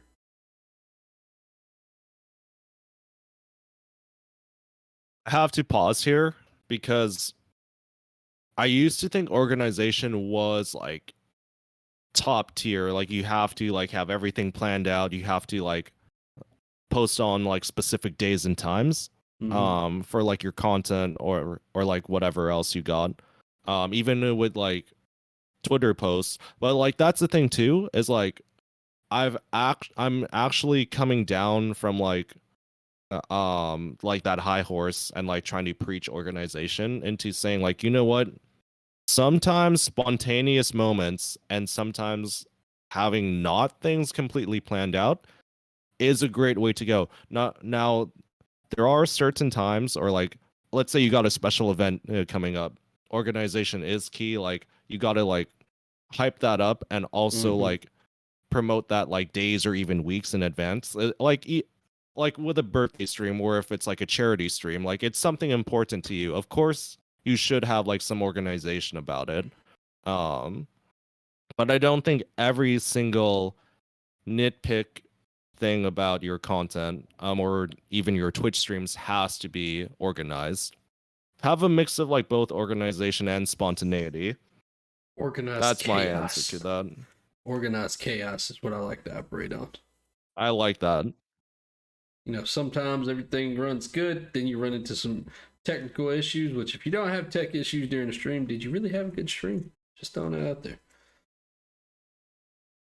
Can you really call yourself a streamer if you don't have at least one technical issue during your streamer journey? It happens. One. And I, I'm asking only for one. I It think could it, even like be like a 1 second drop in frame rate. let's say I think it happens to everyone, and how you handle that is very important. All right. So, what is one piece of information that you've learned in this past year that you could pass along to somebody else that has helped you in your journey?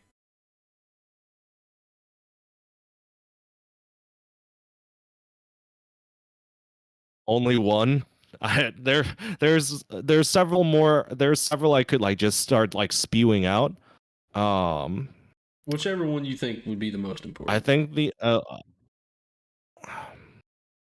I think an important one that whatever your content is, like no matter how long you've been doing this, if you're a beginner, veteran, um, I think always remember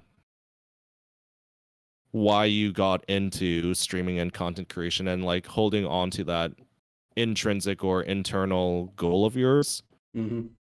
and also and making sure like that is something that keeps you creating and like makes sure that you don't give up on the dream that on your vision and dream that you want for yourself eventually.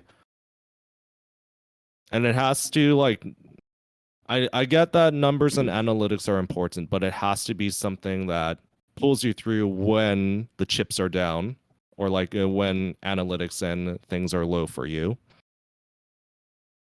Understandable. All right, ladies and gentlemen, that does conclude all of my questions. Now, this is where I'm going to open up the chat. Anybody that is in here that would like to ask either myself or Mr. Ty a question, now would be the time. Also, Ty, if you have any questions you'd like to ask, whether it be to me or to the chat, feel free to ask.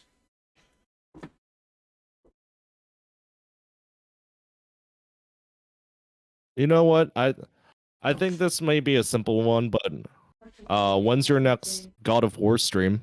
It'll be Because I'd Wednesday. love to see you stream that.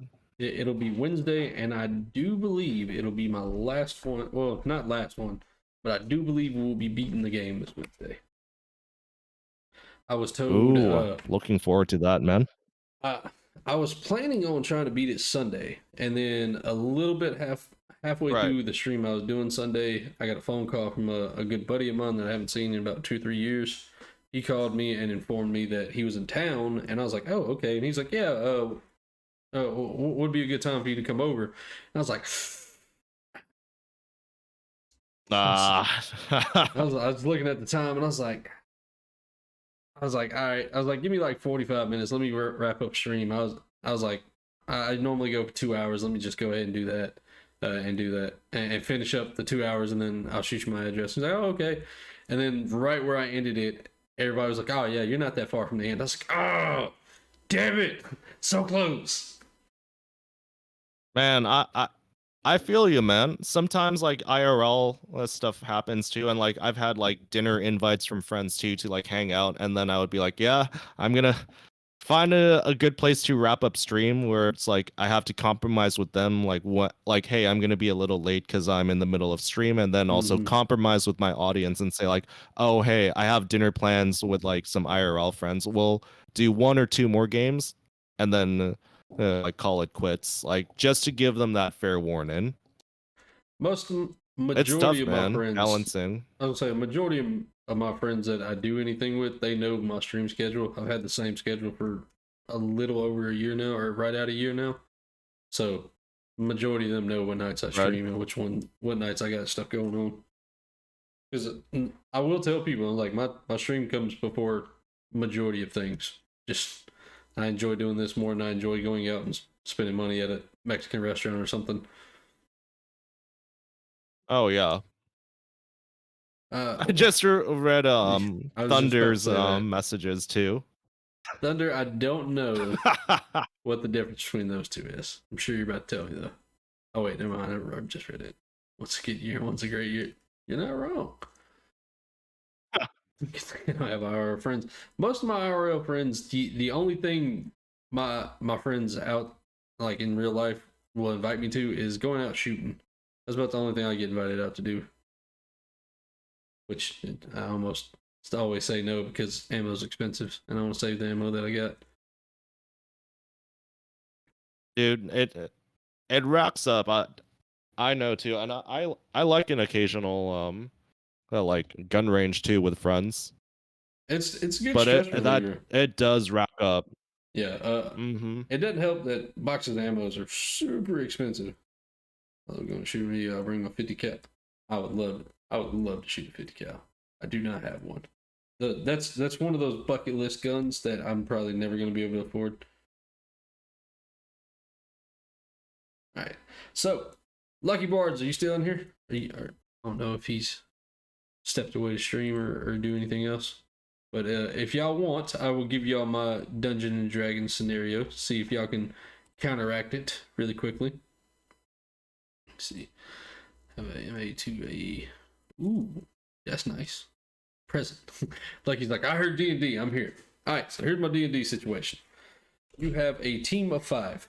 That's your 5 champions. Let's call that. You get to pick whatever the characters they are. You hear stories of a creature. You don't know what the creature is. That cannot be beaten. That he's taken a lot of champions hostage. He's killed a bunch of people, and you and your team decide y'all are going to go beat him. There's a teleport portal that goes in. Once you're in, you can't get out. No spells can cast you out. No way to skip back into. Once you're in the fortress, you're in the fortress. You're stuck. Now the big bad, we're gonna call him the Demon King. I don't really have a class for him because, like I said, I'm not super knowledgeable in D&D. But we're calling him a Demon King. He has a team of 50 clerics. The clerics are the former champions that came up to try to take him down. Okay. Now, the cleric's job is to heal the big bad anytime he takes any damage. And the perfect scenario to kind of let you fully understand this, I'm going to tell you this, Ty, is think of Sword Art Online when Kirito was fighting Laughing Coffin on the bridge, where 5 or 6 of them are just hitting him and his health is regenerating faster than they can do any damage to him. Okay? That's the picture. Now, the big bad is basically using you as a training ground. Y'all are trainees. He's farming XP to get stronger against y'all. Okay? And if you die, the cleric's job is to revive you. You can't die. The cleric will heal you and revive you. So you're constantly taking damage. You're doing no damage. And the only way out is to either just full on die or you figure out the other way. Like I said, the clerics that he have are the champions that have came prior to try to beat him. How do you beat it?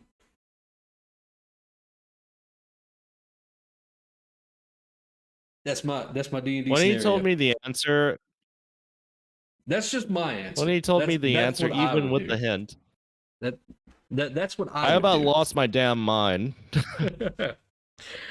If y'all want the hint to my thought process on how to beat it, I'll give it to you. I'm not going to withhold the secrets. I'm just saying, everyone. I'm saying, everyone. Like, even with the hint, you're gonna lose your mind like I did. First thoughts, when I wouldn't go after hurting him, I would go after him mentally. He's a Demon King. That's mental attacks. Mental warfare is not going to work on a Demon King.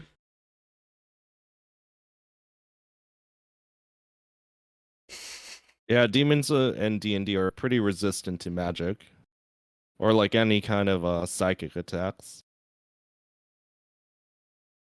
Like I said, I don't actually have a class for the Big Bad. I did just call him Big Bad for Ty because I don't know all of the classes. So I just said a Demon King just to kind of give you the mental image of this giant towering monster. Probably use Silent Spell on clerics and fight Demon King head on. Well, you got to think there's 50 clerics. Ooh, There's 50 of them. Are you gonna? Do you have enough mana to be able to use that on all of them? That's the issue there, because you got to also think the clerics are healing the other clerics if you're attacking them. The entire reason he has so many clerics is to heal anything that takes any damage in his room, to his dungeon where he's fighting. The clerics are either healing themselves, healing the big bad, or healing you. There's too many of them for your spells to be able to work like that. Mental warfare and magical attacks are separate. Agreed. Like I said, I'm no D&D expert. I don't know everything about D&D, so I could be losing some things here.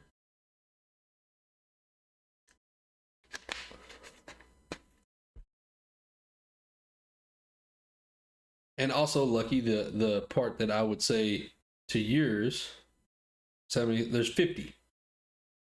I'm just using that as a clear number. That's the number I used when I first came up with this situation.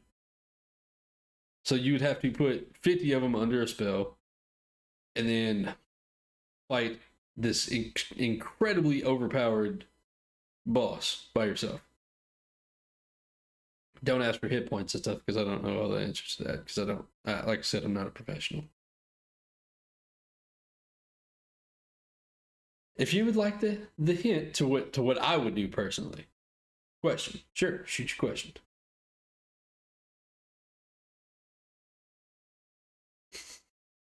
I feel like they're over here rattling their brains like, wait, I know this. Is there a way to block the clerics? No, because there's too many of them. That's the whole point that makes this hard. You're basically just overwhelmed with the number of clerics. There's too many of them for you to either fight because, again, like I said, the clerics are doing the same thing that you're doing, or that they're doing to you and to the big boss. Like bring down the roof to block a line of sight. I don't know. My thought process was they're in a castle, like on top of the castle, so I would say no to that. But depending on the DM at the time, possibly. But then again, you got to think of how many clerics there actually are, and even then, they'll find a way to clear that because the big bad's goal is to keep all his clerics as well because that's going to keep on bringing more and more people. He's literally using y'all as training dummies, to say the least. That's his goal, is to bring more strong ass champions to him so he has more people to train against, so he gets stronger in essence.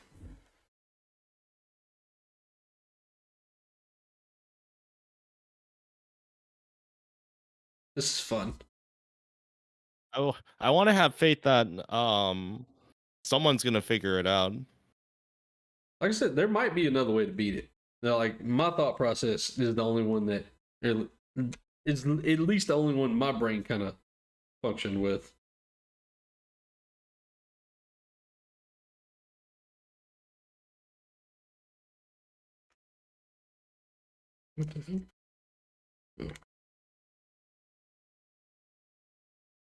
All right, so I'll give y'all the hint. The class that I would use to stop this situation. Jump side of my bag of holding until I suffocate. Okay. I don't know. I don't know if that would work. I don't know. My hint that I'll give is that it is a class that most people hate to use. If you block a line of sight, they can't heal, so even creating a wall can cause a moment to stop heals. Yeah, but not for all 50 of them. They're spread out throughout the entire room. They're not all in one centralized location. Use bag of holdness. Being brought back constantly. Okay, fair. If y'all would like my answer, just say you'd like my answer in the chat, and I got you.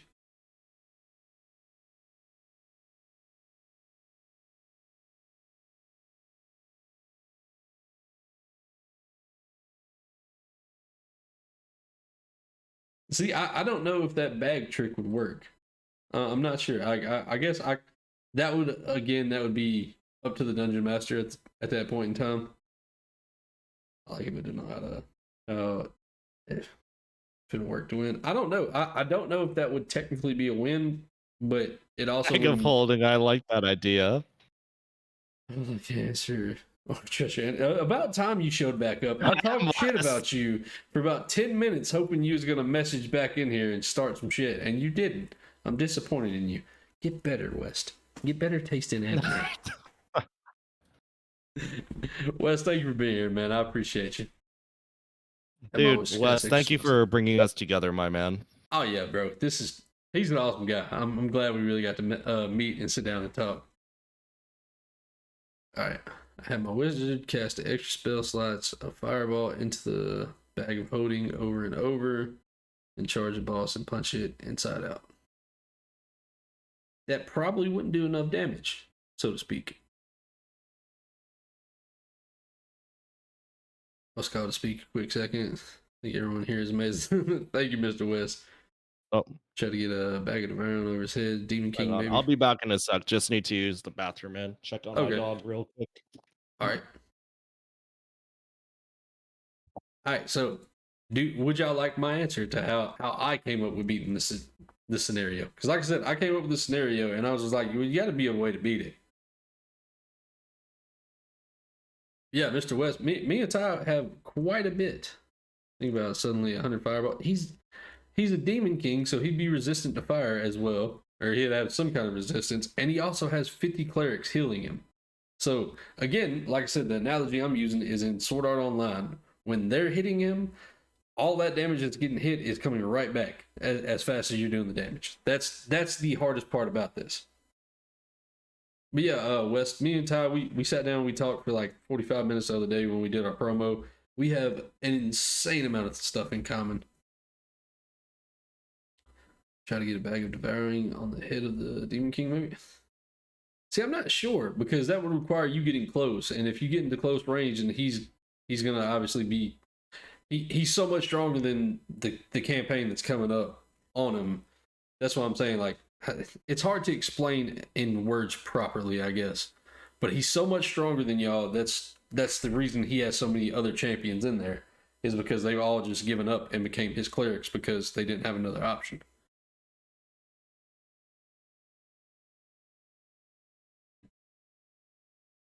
Yeah, I don't know all the resistances and stuff that go into all that stuff. You and Tyler would hit it off, especially since he really likes to dig into the mental health side of things. You should kind of starts off asking folks how they're mental. Yeah, we did really good. Fight me, then hug me. I've been telling them that for the longest. I want to fight West, but I want to give him a big hug where I grab his butt at the end. All right, just saying, throwing that out there. I'm trying to be aggressively honest and loving, aggressively, respectfully.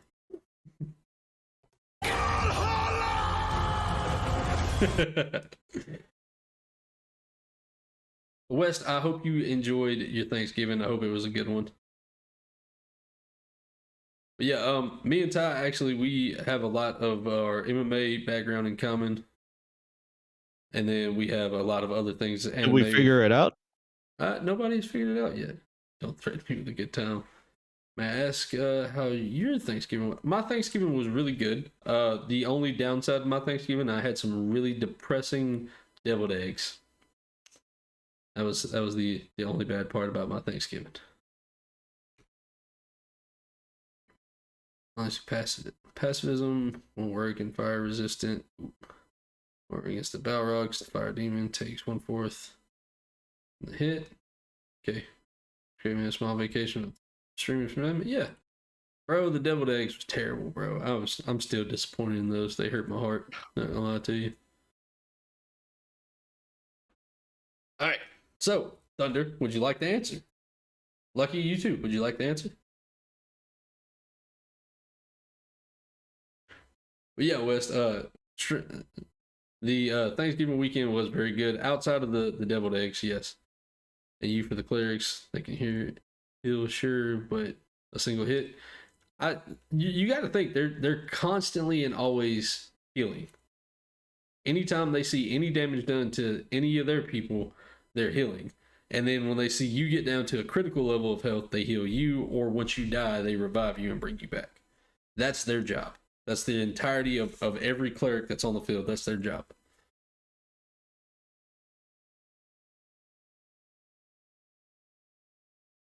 What do you think, Tosh? Should I just give them the answer? Let them have it and hear them yell at me? I think they've worked hard to earn the answer. All right, so here's the answer. The answer is the campaign that you go into the dungeon with is 5 bards. Max charisma, max speech. You go in with those and you give up. You don't fight. You give up. All right, you win. I'll become your champion. And then you, with your max speech and your max charisma, you turn the other previous champions that are clerics, because once you give up, you become the clerics with the Demon King. You become more of his people. You defeat him by turning the clerics against him. Because like I said, all the clerics in there are previous champions that have came in there with you. Yep. So what you do is you come in there with your max speech and max charisma, you talk to one, you befriend him, then you befriend another one, and then so on and so forth. Then you take away all his healing, and then you bombard him with attacks. Because then you have 55 people attacking him at once, and he has nobody to heal him. Winner! You lose by giving up, but you win by turning the people he turned back against him. Then you know the cleric, and you target around the demon king, find a way to separate. That really depends on the field that the dungeon master has set up as well. As the rest, it didn't use some sort of magic against you on forfeit. No, well, like I said, your campaign doesn't end when you by giving up and becoming part of his kingdom, unless you don't figure out the side method, the side way of changing things. It's just it's an innovative thought process because you have to think outside of the box. Because yes, you have to give up to win. Right. You have to essentially give up to win, but then you also turn into them. This cleric would have a 2 roll for being intimidated by the demon king. Yeah, but you got to think that roll is going to be determined is going to be a lot less because you have max speech, max charisma. That's going to help your roll for turning him over for you. And even then, if you miss one roll, you got four other bards that are the same way. Have no guarantee that you listen to him. Okay, surrender. So you have to use mind control magic. No, the issue with it's not mind control magic. He doesn't control them in any kind of magical way. They have all just gotten their ass beat to the point where they're like, I don't want to get killed again. I don't want to constantly be brought back. I don't want to continue to be in this never-ending loop of getting my ass beat and being his training dummy. I'm part of your team. See? Yeah, that was my thought process. Because eventually, like, think of it in this sense, if this helps the situation in the way we're talking about it. Think about it in the Doctor Strange movie with Doctor Strange versus Dormammu. He put him in an infinite loop where he could not get out of it. And eventually he gave up because he had no other options. That was the only option, was to give up. That was the option. That's the thought process behind it. It's not what you explained it is.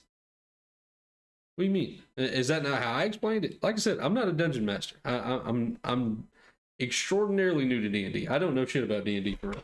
It's just a thought process I had because I have friends that play D&D.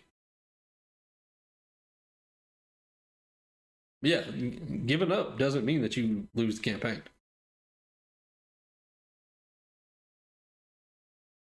So yeah, 50 clerics that would listen would be some. No, the control over them is fear. Fear of being put back in the infinite loop. That's the control.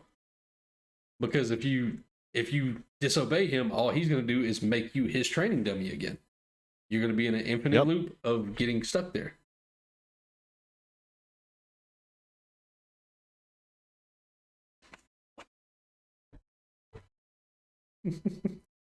Winged Thunder's like, fuck you, I know I had this figured out. I told you they were gonna lose their damn minds just like me. And to think they came from somebody who doesn't even play D&D.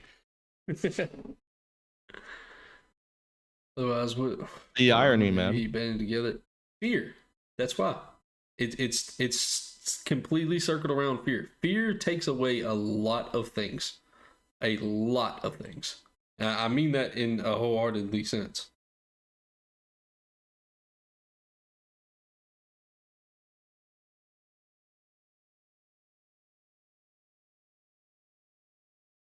Fear will take away your ability to think and process things properly. Yeah, it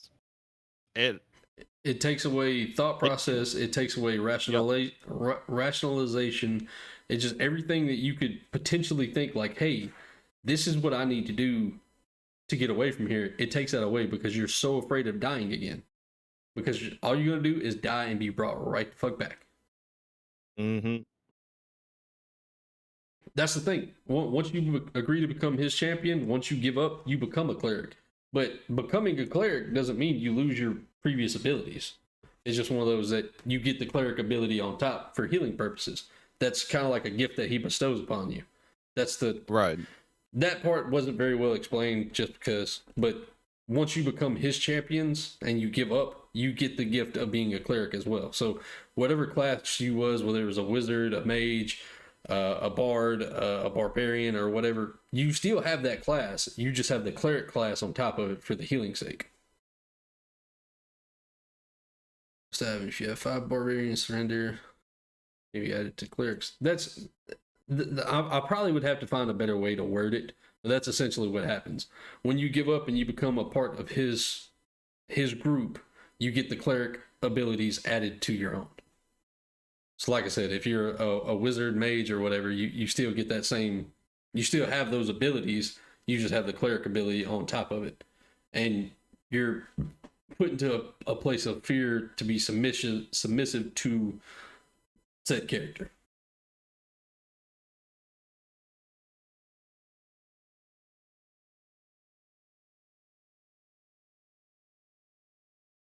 Like I said, there probably is a better way of wording this, because, like I said, I don't know exactly everything I'm talking about.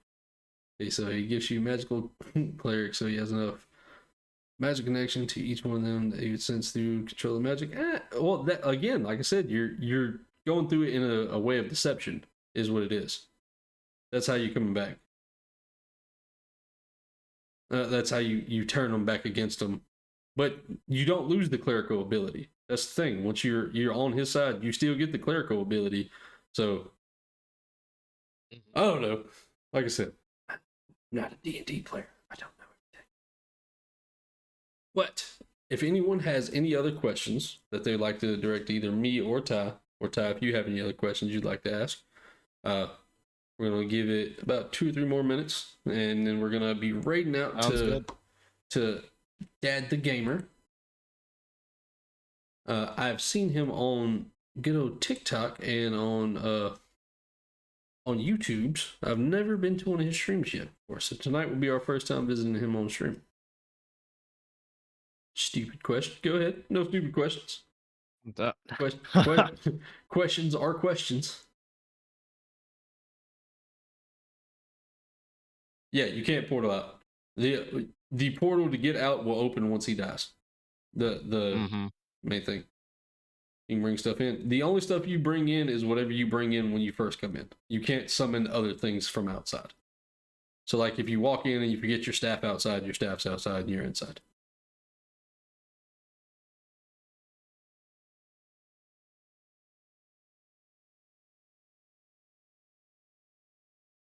Thunder's gonna be thinking about this all night. Like, fuck you, Riddler. I figured you out. I know what's going on. I know how to win. How do you win, Lucky Lucky? Bard, I want it. Lucky figured it out. So no portals or summons, scattered crap. Yeah, nothing. With one person, a one-person win. If he says instant word kill, I'm gonna be pissed because I didn't take that into account when I first started Chuck Norris. No. We're not playing the Chuck Norris card. Chuck Norris was not even that good of a fighter. Just have Chuck Norris as like your main party member. Well, we'll allow the Chuck Norris meme joke come in, but when we're talking about you're talking to an actual fighter, when it comes down to it, Chuck Norris was really good at one thing, and that was it. You put him in any other situation, he's not that good.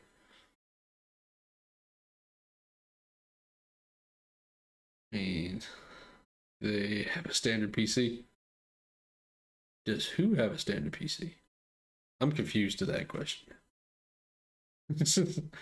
Well, I'm going to start wrapping things up. Lucky Bard came there. The 5 vampire lords could win that fight. I don't know. PC player characters. I don't know. I cannot answer that. Like I said, I'm not a DM. I can't fully speak on that. Hey, yo, Luca, what's up, man? Welcome in. You caught us at the tail end where we're ending everything off. Welcome in. Glad to have you. Yeah, we are going to be wrapping everything up now. So, ladies and gentlemen, if y'all could I need to give you another shout out real quick. If y'all have not checked out Mr. TyfloRen over here, he's an amazing person, amazing content creator. I'm glad I got to meet him and have this interview and talk with him. It's a lot of fun. Also, on top of that, sorry, long day. I want to say thank you very much, Ty, for agreeing to do this interview and meeting with me. I'm really glad you accepted the invitation. I'm glad we got to meet and hang out. No, thank you for having me, man. Hey. I love the conversations we had with each other and with chat too. Oh yeah, it was a ton of fun. But with that being said, guys, we are going to start the raid out process. So if y'all are a member of the Viking Horde, if y'all are subbed to the channel, drop those Viking raid emotes in the chat. Oh, we got a sub. Boom. There we go. Ty, thank you for the sub. Welcome to the Horde, my good sir. Welcome in. I'm still gonna enjoy those emotes, Wing. Appreciate that. If y'all are not already in the Discord, please consider jumping in the Discord. I am trying to make my Discord a more active part of my day every single day. Trying to be actively speaking to everybody as much as I can. Work does get into the way of that a lot. It gladdens me to know that Odin prepares for a feast. The hero that comes into Valhalla. If y'all are not subbed to the YouTube channel, please sub to that. His here will welcome me. Right that comes without apology. Stuff just like shot up in volume really quickly out of nowhere. But yeah, with that being said, check out the YouTube channel. I will be posting more YouTube content coming up. I'm trying to get back in the swing of everything.